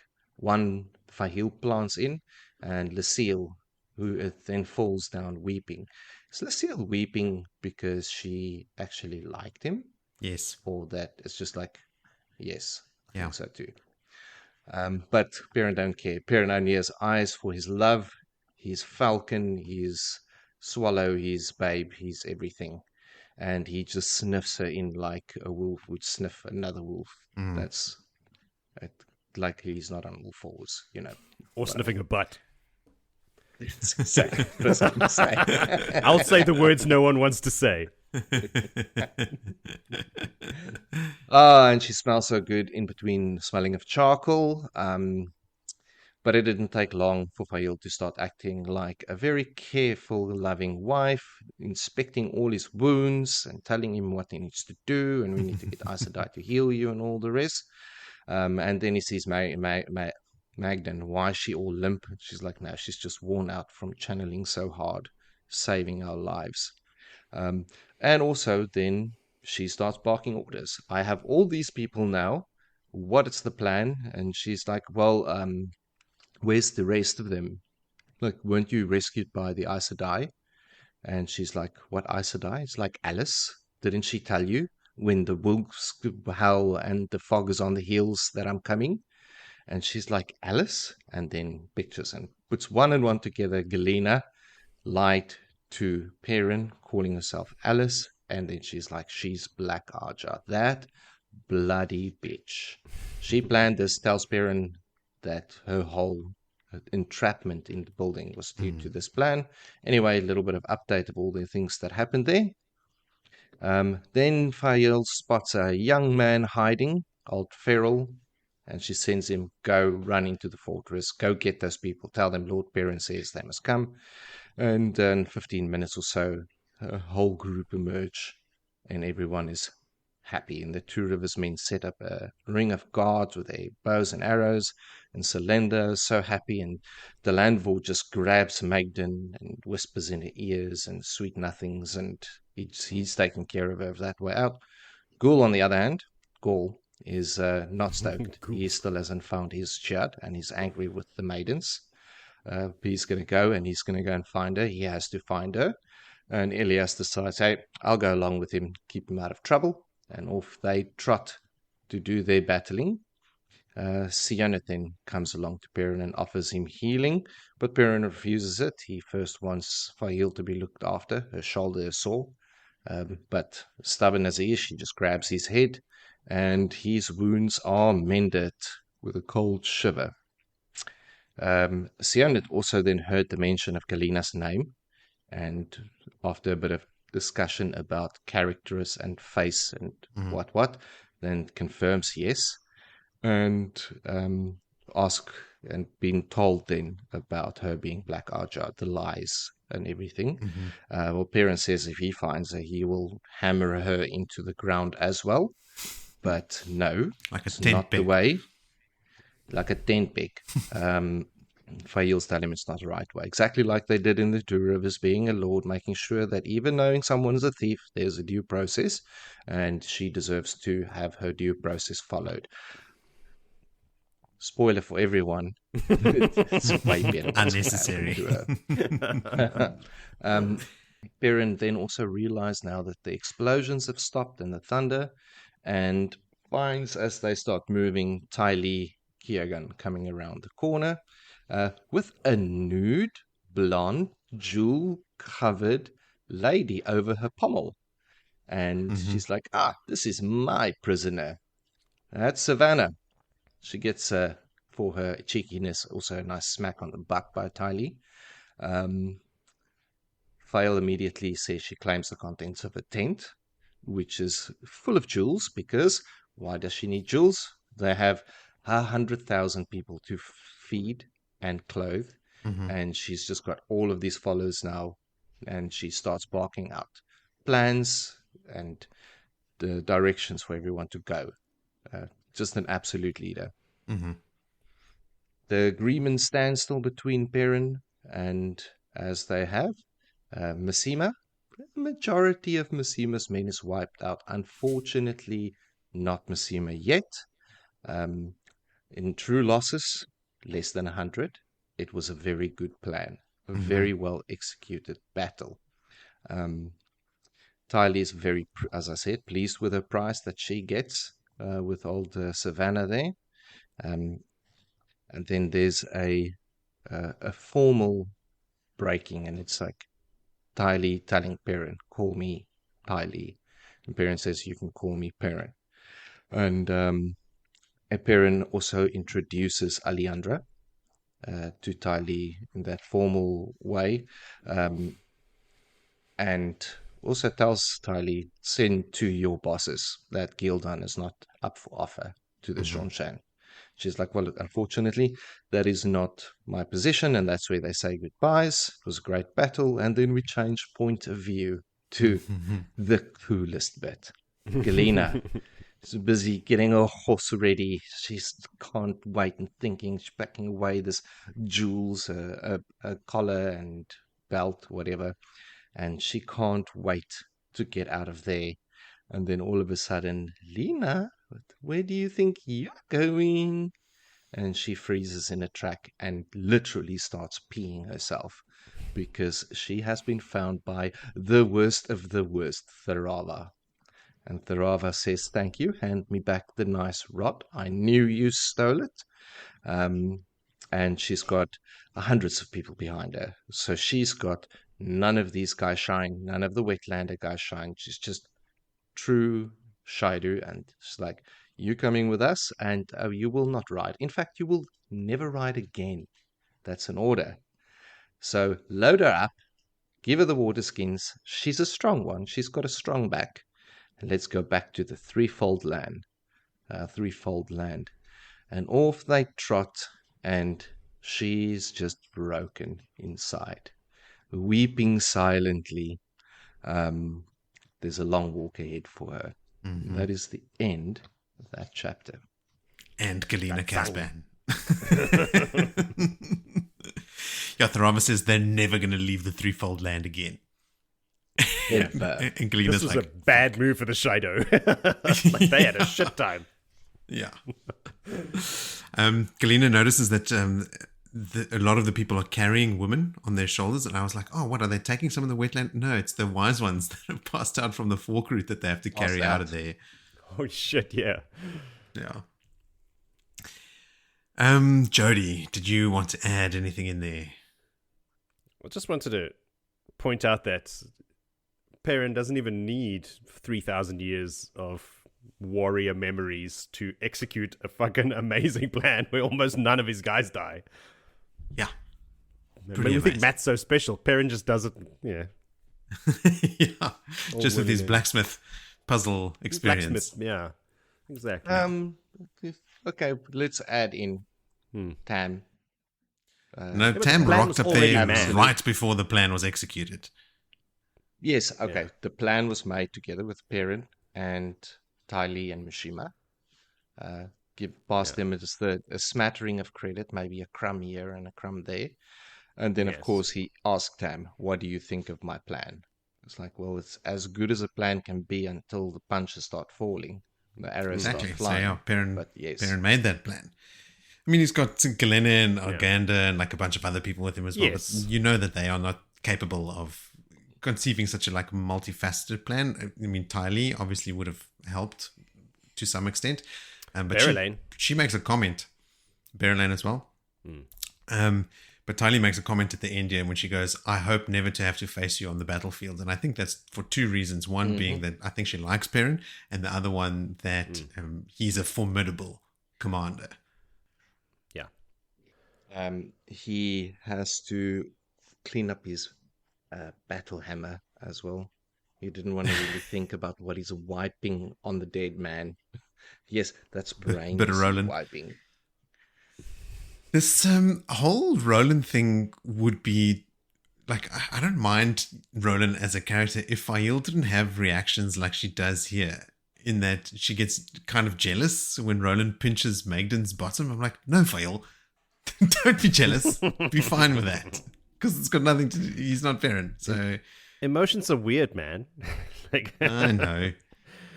And she's also young, because then her next thought is when she thinks of Malden, she thinks to herself, well, she wasn't so sun-haired at the moment, hair all matted and dirty. She wasn't even pretty then.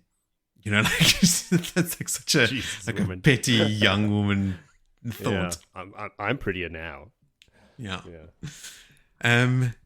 Lucille is definitely weeping because the Meridin that she was into is called Joradin. She like Arella and Lucille both started bedding people for support, or I think Arella bedded a maiden.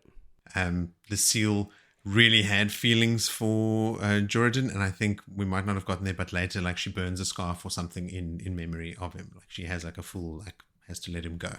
Perrin thinks it's like, oh no, killing is so bad that she couldn't really handle it, but no, she actually had feelings, and the fact that she did it is pretty intense, right? Like, I mean, she killed the guy that she had feelings for, which is pretty wild. Also, I mean, even if she didn't have that much feelings, he was a good guy and he was helping her out. So, like, she's alive probably and unraped multiple times because of him.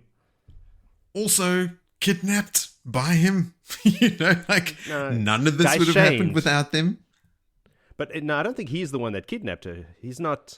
Roland was the one that kidnapped Faile. Well, yeah, but he's dead now, so fuck him. I think it is. I think she is his guy, Shane. I think they were like... No, didn't they go and find these guys and then... No. For protection? No, they came and found them because the Meridin, the brotherless, were among the Shido. Didn't really approve, but were following orders from the Shido. Roland was the one that captured Faile. Other Meridin were in that party, and like they were all captured at the same time.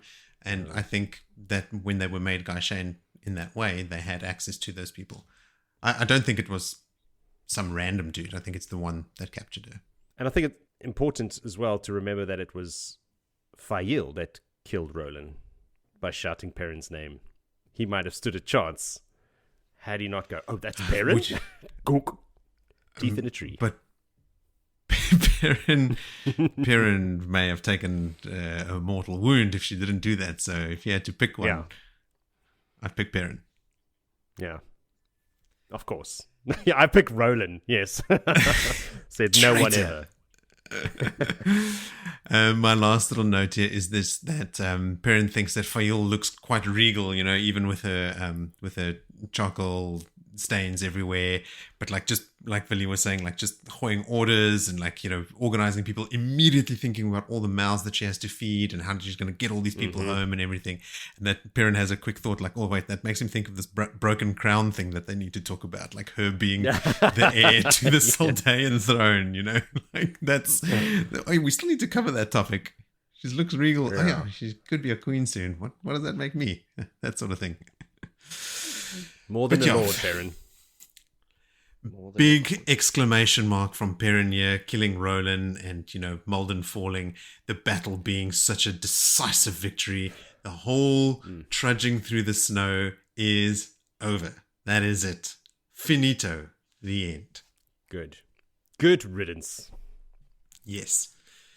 Now, to draw our attention back to another long-running storyline, which is that of Elaine in chapter 31 called The House on the Full Moon Street. Joe, can you please give us a full recap? I can. I also very much enjoyed writing this one. There's a point in it where I gave 2 middle fingers up to the computer screen once I had written that sentence, and we will get there. Chapter 31. Yes, so we join Elaine, as you've said, giving the kin a list of instructions on safety that she herself is going to ignore later and get hundreds of people killed. Someone's Black Ajah has been picking off the kin in the streets. 3 of them in the last 10 days, all killed with a 1 power. And Sumiko and Elise are in her rooms now, warded against eavesdropping, telling her of the latest victim. Elaine now wants them to be careful, and everyone must travel in groups.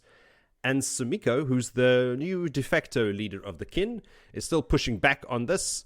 Obviously, very good advice, but Elise is there, and she'll put the fear of God into them if she doesn't want to. So there seems to be a little power struggle going on over here, because Elise is definitely gets more people to do more things out of pure fear, and Sumiko is the eldest of the kin here, but there is no knitting circle because that's a circle of 13 in Ibudar. They're no longer in Ibudar. There's a lot of loopholes, and so people are taking advantage to try and take control here. It's in the middle of the night. Well, I'd say like 2 or 3 a.m. And no amount of warm goat's milk will get Elaine back to sleep now. She's thinking how she's going to make Rand bloody Althor drink some bloody goat's milk when she remembers the sharp pain that she felt through the bond, and then a vague stoniness. So she's also up to speed that the hand is gone, and then nothing else after that. She has also felt him traveling all over the place. Like, what's he up to? I suppose we have to read book 12 to find that out, hey? Because after that, I think he's going to Aradoman. Yeah, but she finds him traveling, hopping all over the globe, well, the land. Far to the southeast, which is, so like from Altara, which is where the sharp pain happened, far to the southeast is back to Tyr, maybe to the manor house, and then to the northwest is to Aradoman. Maybe he had to go pick some stuff up, get some clean clothes, Mayhaps. Pair of boots. Denny enters the room to tell Elaine that a red sister has come to see her.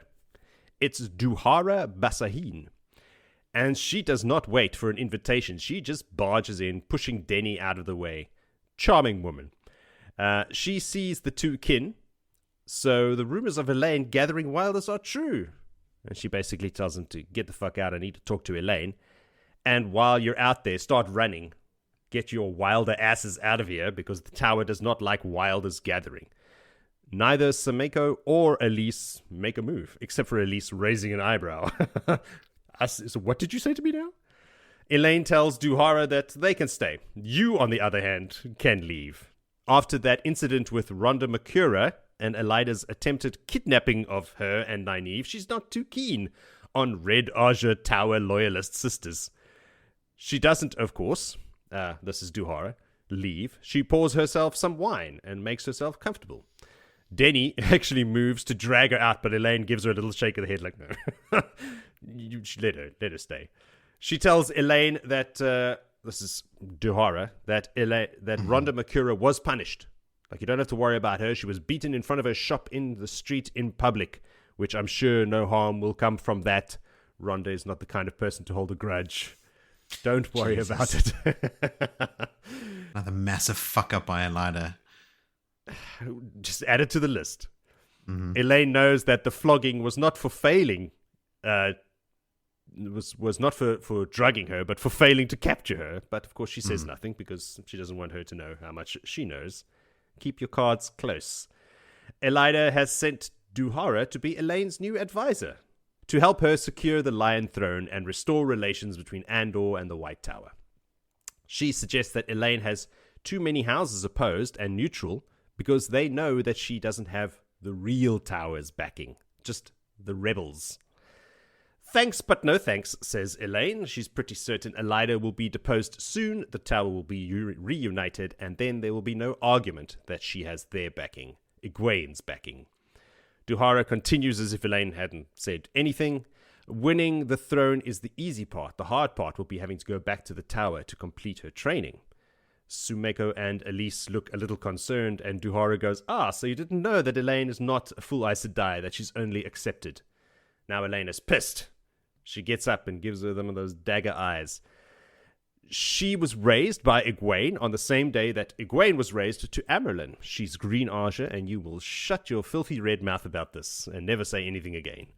Duhara realizes she's not going to win here and now tonight, so she tells Elaine to think on it, while someone can come and show her to her rooms.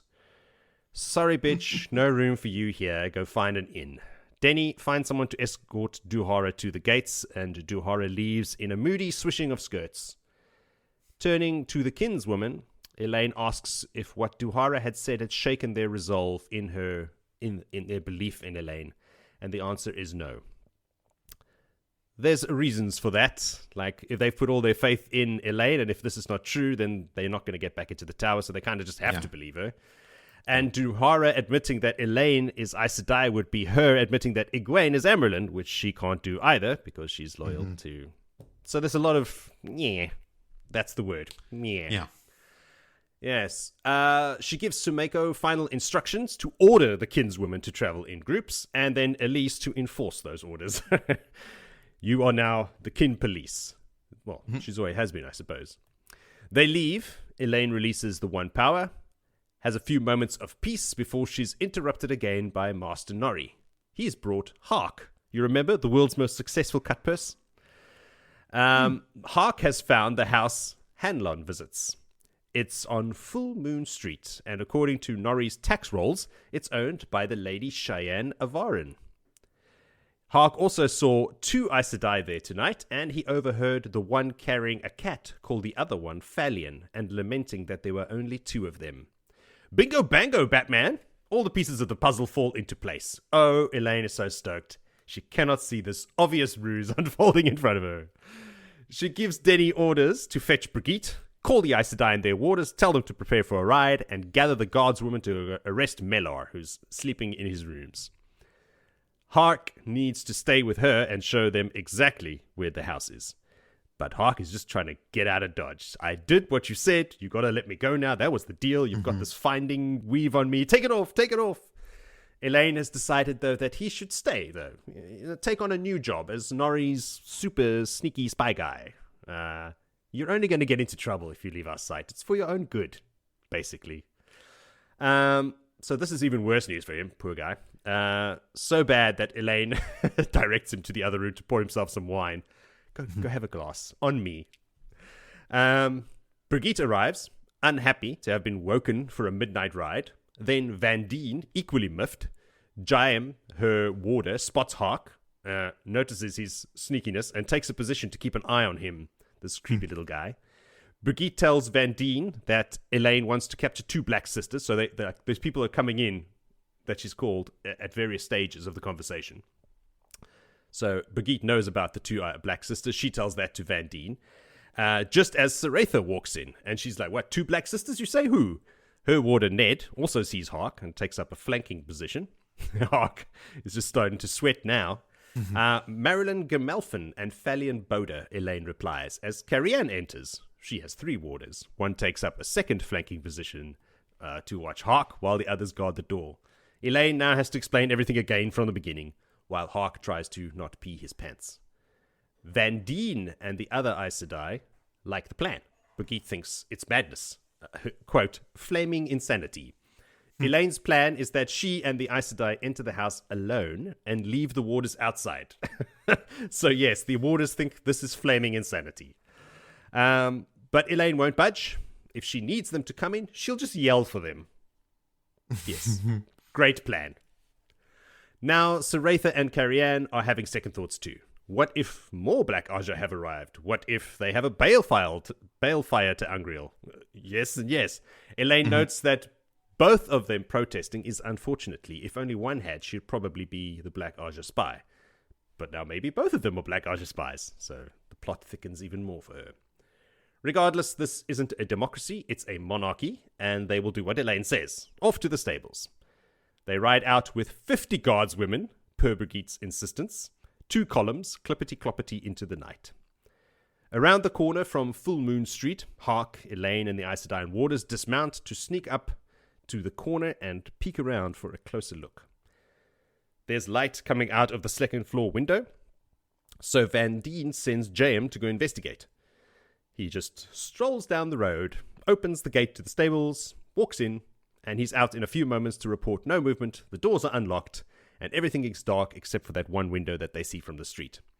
Oh, and there's a big guy who was so drunk he didn't even wake up while I was tying him up. Everybody's like... And Van Dien has to explain, look, if you're going to do some sneaking, do it like you're supposed to be there. Don't draw attention to yourself. So, James he's done things like this before. Trust him.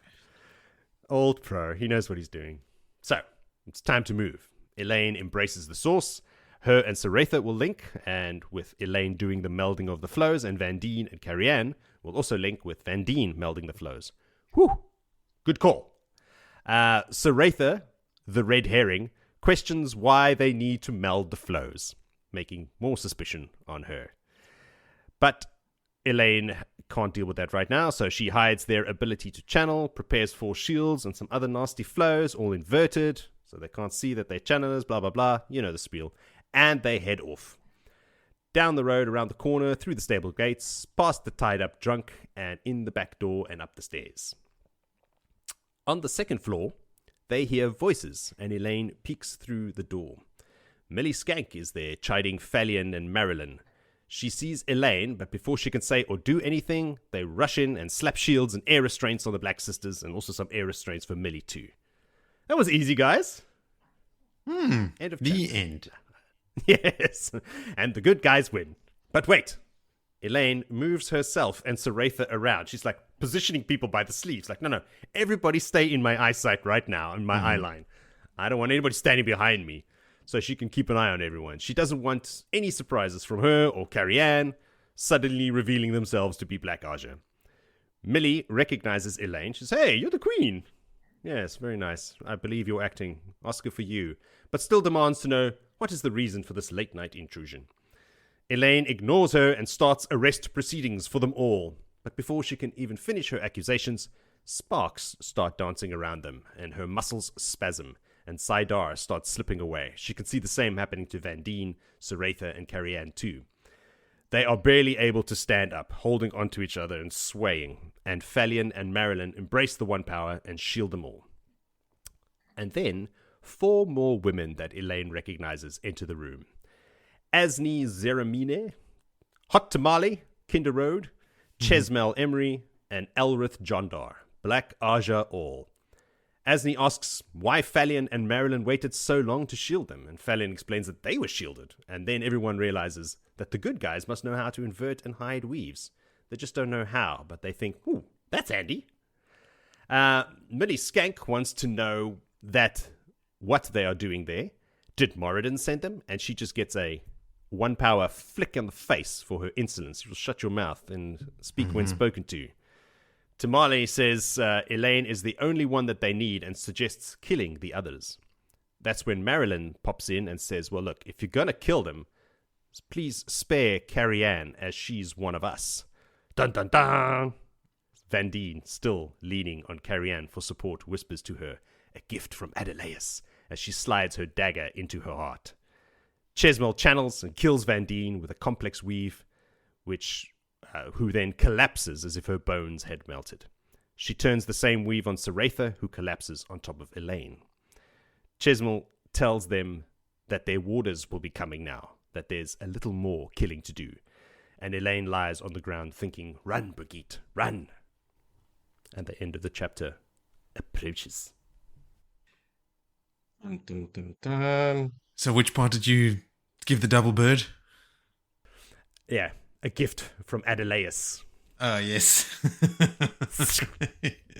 fucking bitch, die! Yes. Another milestone for us. The end of the... Was it Carrie-Anne? Was it Saratha? Which one's the Black Ajah sister again? And we know. We knew this. Like, I remember talking about this from when they were in Saladar, you know? Yes. Yeah. You had already told us then. And I could never remember. You never have to ask again. No. That part is done. Willie, what you got, bud? Just good good old Elaine, running headstrong straight into a trap, God. still not learning. I don't need orders. I don't need this. I got this. Yep, let's go. Yes. Foolish. So foolish. Mm. For a Green Ajah and battle commander general type, she has a lot of lessons to learn about running into danger for, face first. Maybe she needs to get that book, Steel and Fog. Fog and War. Steel and Fog. Fog and War, Steel and War and Fog and that. She needs to read that. Or she needs to hang out with Matt a bit more. Yes. Because, yes, it's just, you're reading this and you're like, formulate a proper plan.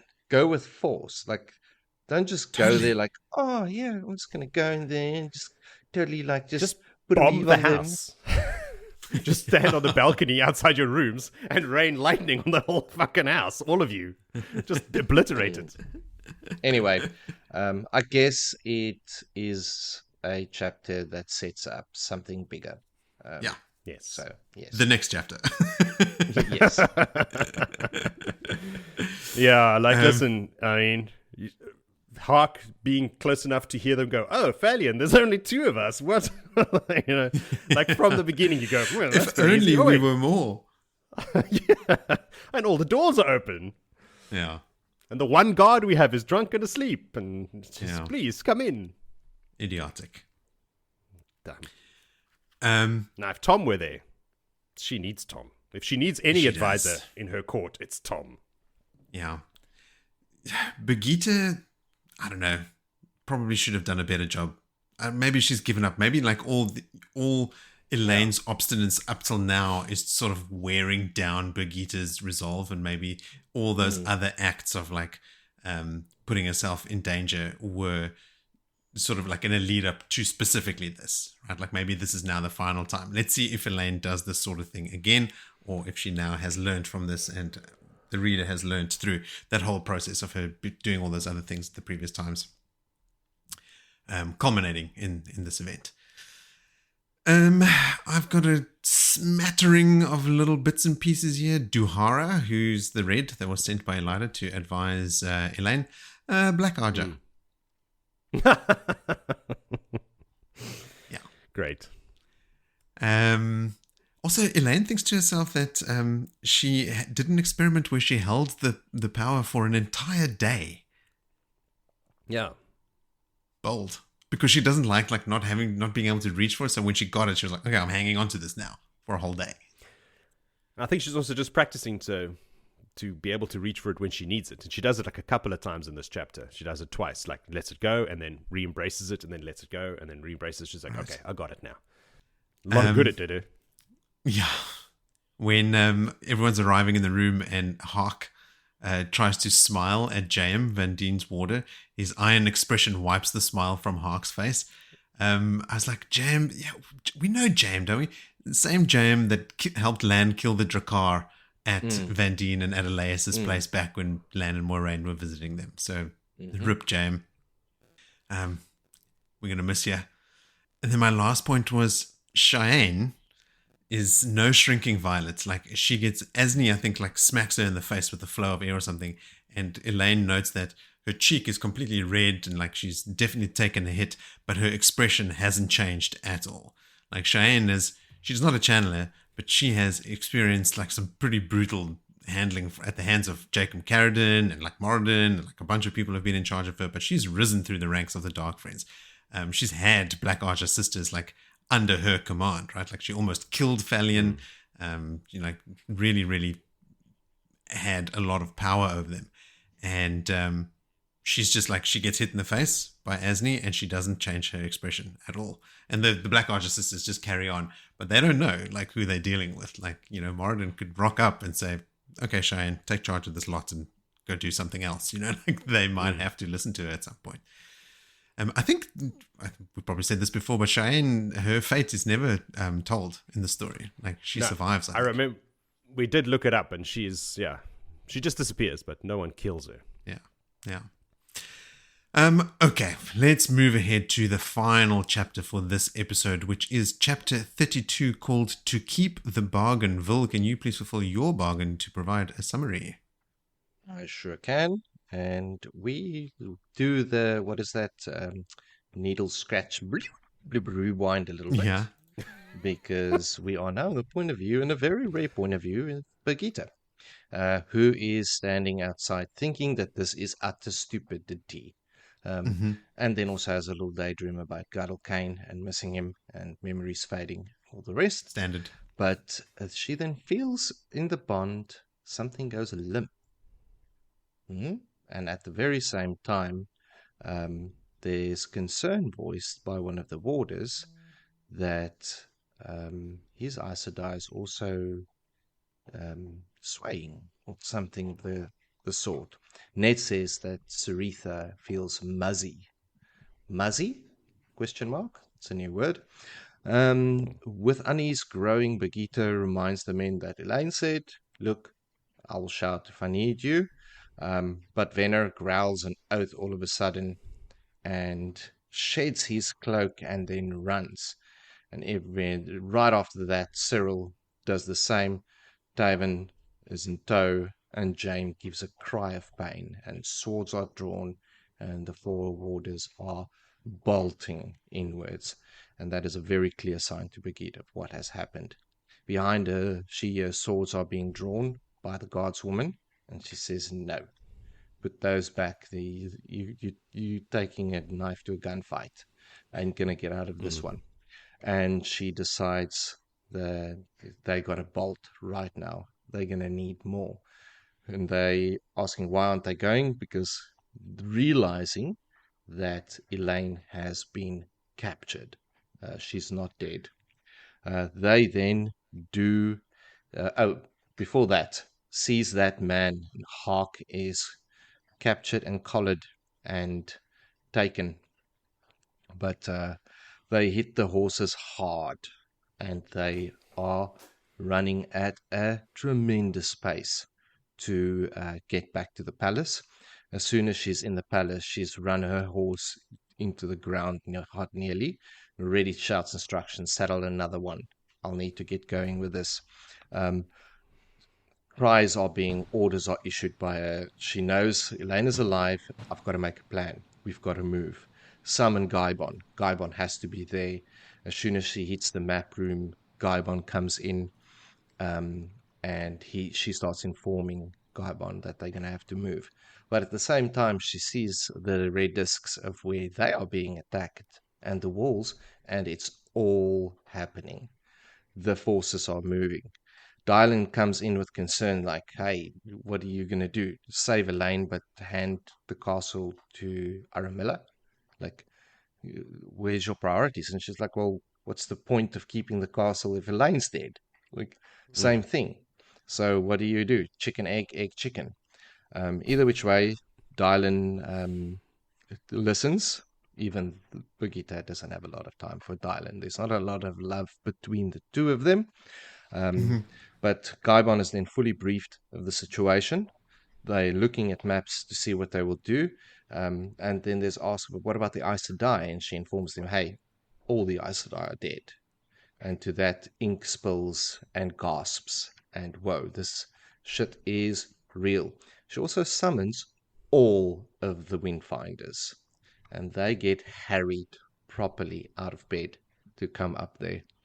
But Gaibon takes all of this news in his strides, and she comments or thinks to herself, like, what a very good man he is. Like, but just, he's a bit too handsome for her. She likes scruffy looking fellas. You try this again. Two of the kin, one with a name that's Julanga and Karail. They have also returned from their spy missions with even worse news. Like, the bad news is compounding now. Elorian, Luan, and Abella, they have upped camp. They're moving. And the same with Caemlyn, Arathal, and Pelivar. They're all coming. Like, this is it. This is the attack. Enter the Windfinders. It's always great when they come into the picture. But Chanel is leading the bunch of them, not stoked, but get told very quickly by Pagita that it's time to do something for us now. Elaine's been captured, and you will need to make us a gateway. And they were like, whoa, Zaida, Din, Pala, whatever, like no involvement in your battles. And she's like, look, I'm not asking you to fight or kill. But if Elaine is captured and Elaine is dead, there's no bargain. So you lose. So pull your head out of your ass and you're going to make and link. And they're like, well, why do they have to link? Like, because you got to make a fuck off big gateway for all of the soldiers to go through very quickly. Maybe with another idea already in her head at that stage. Very well then. Transport only. The agreement is sealed with a kiss to the lips or the lips to the fingers or something like that. And they are moving now like a cut snake, very fast. Like, there's a lot of things to sort out. The men are ready. She's got a new square-nosed bay saddled. She recognizes her saddle. But bad news is still not done, as they busy getting ready to leave. Rena Halford comes with an injured man with bad news. Betrayal in the gates. The mercenaries turned on them, and up to 3/4 of the mercenaries apparently. And Birgitta's like, I knew it was going to be that Bakuvan. And it's like, no, it's Leastwise, whoever that is. Yeah. Not Bakuvan, the other one. The other one. There were two It others. is everything. Yeah. Okay, now we need to deal with this. This is all happening now inside the walls at the what is the gate's name now? Farmading Gate. This is just okay. Dylan, you take all of the footmen and leave me the halberdiers, leave me the horse. And you go and sort that out there. Dylan's like, sure thing, no problem. And she's also then Manti, the two young boys, Branlin and all of them. You're going to come and help with this as well. Your men will fight, your footmen will fight harder if they see you as part of the party there. And then finally, a destination is now set for these windfinders who's not having a great day in their pajamas, having to make gateways. And gateway is made ahead of where Elaine is felt moving. Brigitta's got a good sense of where she's at. She sees the plan, and they come out of this gateway. And she's like, I wonder what they would think seeing this now ahead of them. And yes, they do. She grabs a looking glass and she counts 7 sisters. And she's thinking she's got 8 windfinders that's in a circle with her. And she just asks Chanel, can you please just step through at that stage as well when they exit the gateway. In the background, you see the amassing of Aramilla's forces now. You can see that there's a full-on attack on the city. But Chanel really wants to know, why is she there? She doesn't need to see this, and then it begins.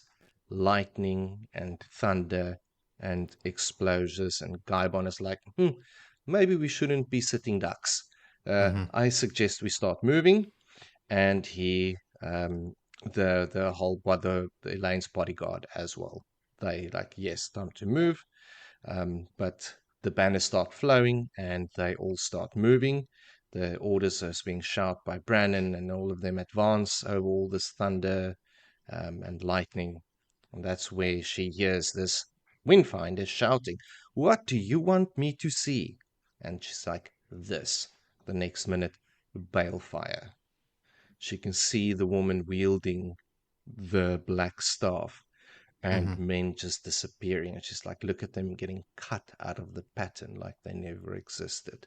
That's the evil that they have. This is what's coming for you. Anyway, Gaibon sees, and he's in their charge, and Elaine can clearly, not Elaine, Birgitta can clearly see that Gaibon can see that that black rod is pointed towards him, and she expects any moment Gaibon will be no more. but then all of a sudden lightning zaps that Aes Sedai, kapow, on a head. And then they all bliksem off their horses, and all of a sudden they are all also shielded and tied up with air. And Chanel have decided that it's time to do the right fucking thing once in a while and take out these Black Ajah sisters. No more fireballs, more dead men. Oh, sorry. I've jumped back into my time notes anyway. Brigitte told Chanel as well, you can do something about this, then stop it then. And that's when she bows the Black Ajah on the head. That was her plan all along, like just get the windfinders out there to see what's happening, to force their hand. And force their hand. Yep, that's quite right. And Elaine is rescued. And running down to Elaine, Brigitte just thinks to herself, the bloody woman still is not scared. End of chapter. Yeah, it's pro. There's a couple times where she notes like she's not sensing any fear. Only like no fear, frustration, sadness. Yeah, for the murdered Aes Sedai. Not fear. Never fear. Hey, bro, Guy Bun. Should we call him Guy Bun or should we call him Gibon?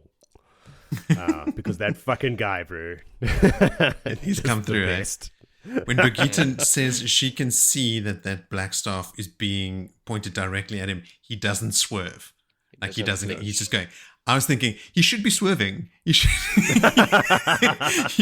not swerve away, but at least like zigzag or something. Make yourself a moving target. He's just going straight. Like that's brave, not very smart. Maybe he's drawing all the fire towards himself so that the others can act. Okay, I'll throw him a bone. He's obviously a good dude. Yeah. Oh man, I'm like half crying and laughing from this guy.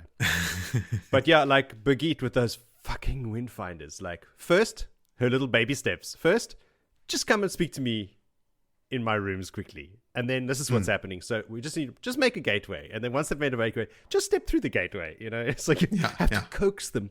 Like, can you see what's at fucking stake? My first note for the chapter is, the fucking seagulls. The chapter icon, you're like, and the bargain, I know what's coming. God damn it. At least they came through. No. Yes. I mean, they were just dragged through. A circle of 8 incapacitated all those Black Ajah sisters. With it seemed like in almost an instant as well. Like they were completely overpowered, which is cool. Circles up the danger level tremendously. Plus, these are windfinders and powerful windfinders. So, yeah, isn't the gateway they make like 100 yards wide or something? It's like it's something huge. ridiculous. You're moving armies through it, size. Yeah. Oh, it was very cool. What else? Did you guys have anything else you want to do? Lob in there? It's very action heavy, so not a lot of notes or anything. This is the big finale and big conclusions and stuff. So we're kind of just going through the actions with little bits and pieces. I have questions more than answers. So strange. So everything happens at once. Aramilla's attack, Elaine being captured, the other Pelivar and those guys, this is Pelivar, right? Deciding to break camp the and fence move. sitters. Yeah. The fence sitters decide to move. Like, really? Like, is this just coincidence? Because if we were to say random thought, write like a TV script for a show like this, I would say that the Black Ajah were involved in every one of those camps, planting seeds to have something. Maybe. So I think that would be much better if someone was behind the scenes manipulating that so that all these different events happen at exactly the same time, and you can't just say, "Oh, it's just coincidence."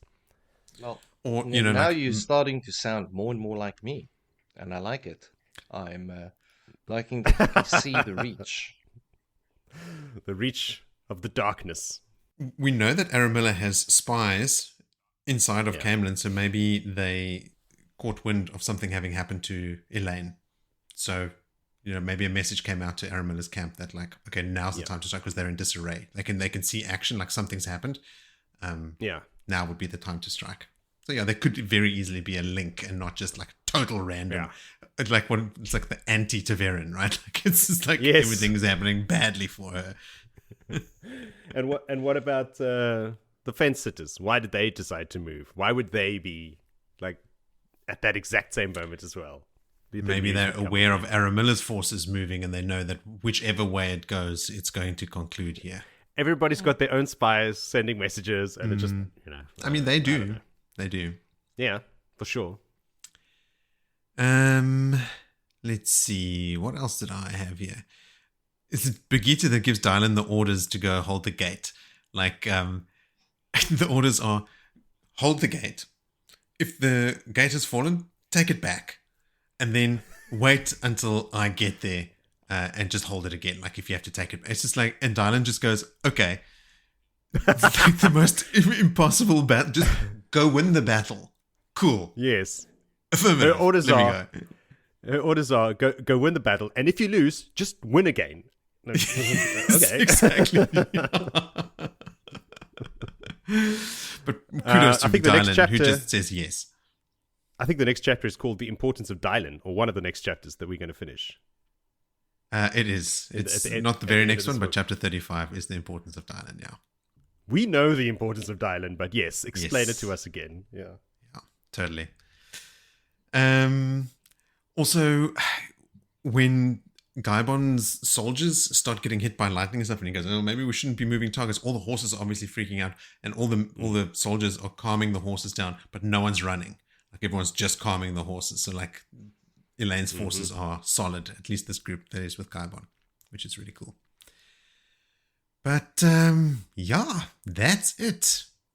Elaine is freed now. The rest of this book is just going to be a steady, very easy, gentle little. Oh no, wait! Matt and the Sean Chan are going to have another battle.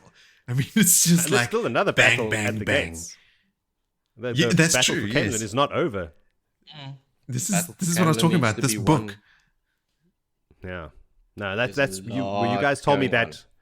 when I was still in the dregs of some boring cuck, and then when I finally got to like the last maybe like 10 chapters or 9 chapters before the end, then it's just like you don't put the book down.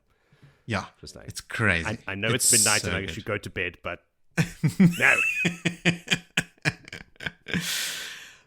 Okay, with all of that now behind us, did you guys remember to pick a favorite moment? Several of them. Damn Skippy. Several, you say?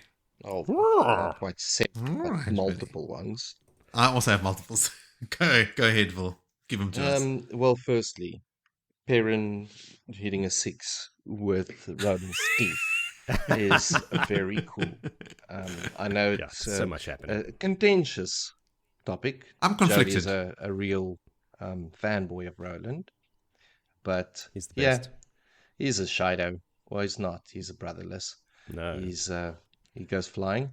Then Galina getting a comeuppance. Yeah. So good. It's Ah. just so good. And I wish we had another whole chapter of just her being tortured in the waste, with digging holes in the nude in the sun. I was dressed in full black. Yeah, Even that worse. song. I was so conflicted about putting, because I actually have it in my honorable mentions as well, Vil. Like, it is so obviously very cathartic to us to have this very evil character who has thwarted our main squeezes in the story so many times, and to just have her finally meet this end where she is like mentally and emotionally absolutely broken. Like her tears just are falling on the undergrowth or something like that. Like there's this image of her, like she just starts bawling. She can't even scream out because Thorama tells her to shut up, like she doesn't want to hear her screams or something. So like she wants to cry out, but she can't even because she has to follow this order. And then when she just walks, heavily laden back into the desert that she knows she will never ever leave again. She will never touch the one power again. And she just understands and admits to herself finally that something inside her is broken and she will never be the same again. Is really harsh and really bad because Thorama is bad news. So I was sort of conflicted about putting it in as a favorite moment. this terrible thing happening to this person. But I will say, like, to have a full stop on the story of Galina Casban is very satisfying. Very, indeed. But that's not it. What else? The What else? Willfinders finally doing something honorable and good. And useful. Realizing and be useful in helping save Elaine. Very, very good indeed. Yeah. So yes, I'll stop with like there. ruthless efficiency as well. Hey, like I was saying, like just instantaneously they incapacitate all the Black Ajah sisters that the girls have been hunting for like books and books. You know, they've been so elusive and so powerful, and they've had a one up on them with all their little terangrial traps and stuff. But no, dealt with. Any more, Vil? No, I'll stop it at there. A trio Right. of good moments. Excellent, Joseph. What you got? The double fingers. The double middle fingers, a gift from Adelaus, and just stabbing you, knowing that they're going to kill her, knowing that she's just, I've got my vengeance. It is done. My sister and I can rest now. And no power, no big battle, just about on the edge of collapse from being channeled at. And just, I've got a knife, in your heart. And you just happen to be leaning against me as well. Like the one person I've been looking for this whole time. Oh, here you go. And now I'm checking out. Cheers. And she can die happy, knowing that she got revenge. Dies, yeah. Now, That's a bit reminiscent of Moraine's fight at the end of New Spring, when she's up on that high part of the palace. And she's losing the one power battle and ends up killing that Black Ajah sister with a knife. That's why they have to carry knives. Yeah, these little belt knives. How many times? Yeah, they're very useful. Very useful. Anything else you want to call out, Joe? I mean, this is like a couple chapters with some big full stops, eh? Yeah. Yeah, like that the destruction of the Black Ajah group. I can't say that like I'm very like Willie's talking about the Windfinders finally doing the right thing. They had to be coaxed and dragged by their fucking ears into something to do the right thing. So, okay, yeah, they did the right thing, but whatever. It's not even an honorable mention. Let's not give them too much It's credit. about fucking time you did the bare about it. minimum. The end. Rant over. Mo, what do you got? What long list of things do you have? Look, I mean, there's a couple things at play here. I read these chapters now many months ago, right? Like I finished this book when we were flying back from South Africa in October last year. So it is literal months since I read these chapters. So I didn't remember exact because I only highlight the very specific things and not general themes. So like, the conclusion of the trudging through the snow, all these things these are milestones for the podcast because we've been talking about them for so long. But my moments are much more like little snatches. And the one that's sort of like there's a couple moments in this interaction that I highlighted, and that's when Faile comes back with Savannah across her horse or across the saddle. Another good one. When Faile immediately staking claim to her possessions, like already thinking like 4D chess, like I'm going to need all those jewels to pay for all these people so we can start getting them back to their home countries and feed them and clothe them and all that sort of stuff. Just like being a pro leader, that was really cool. Then there was a funny interaction where Perrin obviously notices Savannah nude on this horse and he thinks to himself that she's nicely rounded. And then he thinks, okay, cool. Faile actually expects me to be looking at other women, so he makes a point of looking at her. And then later when Faile gives him a pointed look, he's like, oh, wait, no, maybe I shouldn't have done that. And he pulls back. He's like, oh, shit, did I fuck it up? I don't know. Yeah. It was what? His mentor. Other Wolfman. What? Yes. Elias. It's Elias who told him about this, about how these Saldean women think. And he gave him all these tips on like what he should be doing. And he follows the advice. I mean, she's been trying to coach him. Faile looks at him. Faile's still pissed off that he does it, but that she's supposed to be. He's supposed to look, and she's supposed to be pissed off with him, and he's supposed to know that. This is the dance they should be doing, yeah. Yeah. Faile compliments the two of his bowmen, citing them and the Damane as the reason they hardly lost any people because the shadow couldn't close on them. So that's high praise from a Sean Chan who's used to using Damanes. It's like, because of these bowmen in the Damana that they couldn't get close to us. And that's shortly after that is when she says, I hope I don't need to face you on the battlefield because fuck, you can do some shit. You can cause some damage, which is a really cool acknowledgement culminating in the part that Willie said where Tylee says to him, I would be honored if you would call me Tylee. And I think they have they shake hands or something and then they go off. But it's just like, in these chapters, RJ is taking a lot of opportunities to try and bring me to the side of liking a Sean Chan character, right? There's a couple of them now that I have to respect and I have to like, and Tylee and Mishima are definitely some of those. What else did I have? I had Galina, and then my last little favorite moment was just Elaine shutting down of Duhara. I think Duhara says about a big spiel or something, and then Elaine laughs. She's like, no, actually, no. Oh, well, show me to my rooms. Denny, get her the fuck out of the castle. She can go stay in an inn somewhere. You're not staying here, Duhara. Piss off, which is great. Okay, that is it from me. So to our listeners, send us your favorite moments. Can you send us your thoughts, your theories? You can just send a message to say hello. You can do that using any of the social media links in the episode description, or you can go to our website, which is just bloodandashespodcast.com, where you can leave a written message or a voice note that we can splice into the show, just like we did for Nick. When you've done all of that, please rate and review the podcast in your favorite podcast app, and then pull Knife of Dreams just a little bit closer in preparation for our final episode for Knife of Dreams. So next time on Blood and Ashes, we'll be covering our big finale and chapters 33 through 37 and the epilogue. That is 6 chapters, of which I will do 2. I Very saw sure that on the like spreadsheet. little And I was like, ooh. end one again. Doesn't count. Yes, as a just little chapter. mini bits and pieces. Yes. Indeed. Don't say I don't do nice things for you guys. Billy was saying that before you came on. You should have heard the shit he was talking. No, but I like that little end chapter, that little small one of Tuan. It's like one of. I can't remember how it goes. All I can remember is the page count, and that is very low. Shotgun, said Moritz.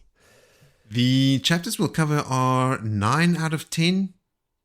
Is that the nobles swearing to Elaine? I think it's just that one that her mom pissed off that doesn't like her anymore. A cup of calf with one of my other favorite Sean Chan characters.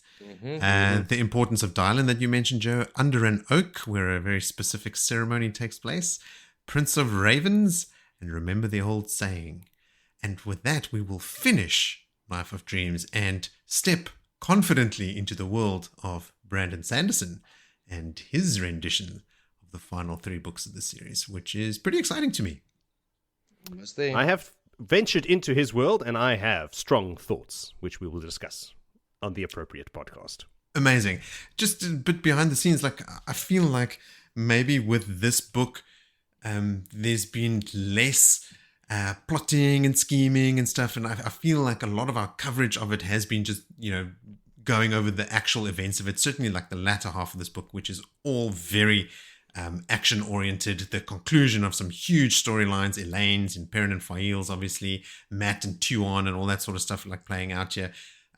So it's going to be nice to have a sort of a meta-narrative to sort of discuss in the episodes with Brandon Sanderson's writing, right? Now we can talk about the quality of the writing and how it differs from Robert Jordan's and how things might have been different, which is kind of exciting to me. So I feel like I'm going to be given a little breath of fresh air when we get into the new books. But we can't do that just yet, because first we have to do our big finale next time.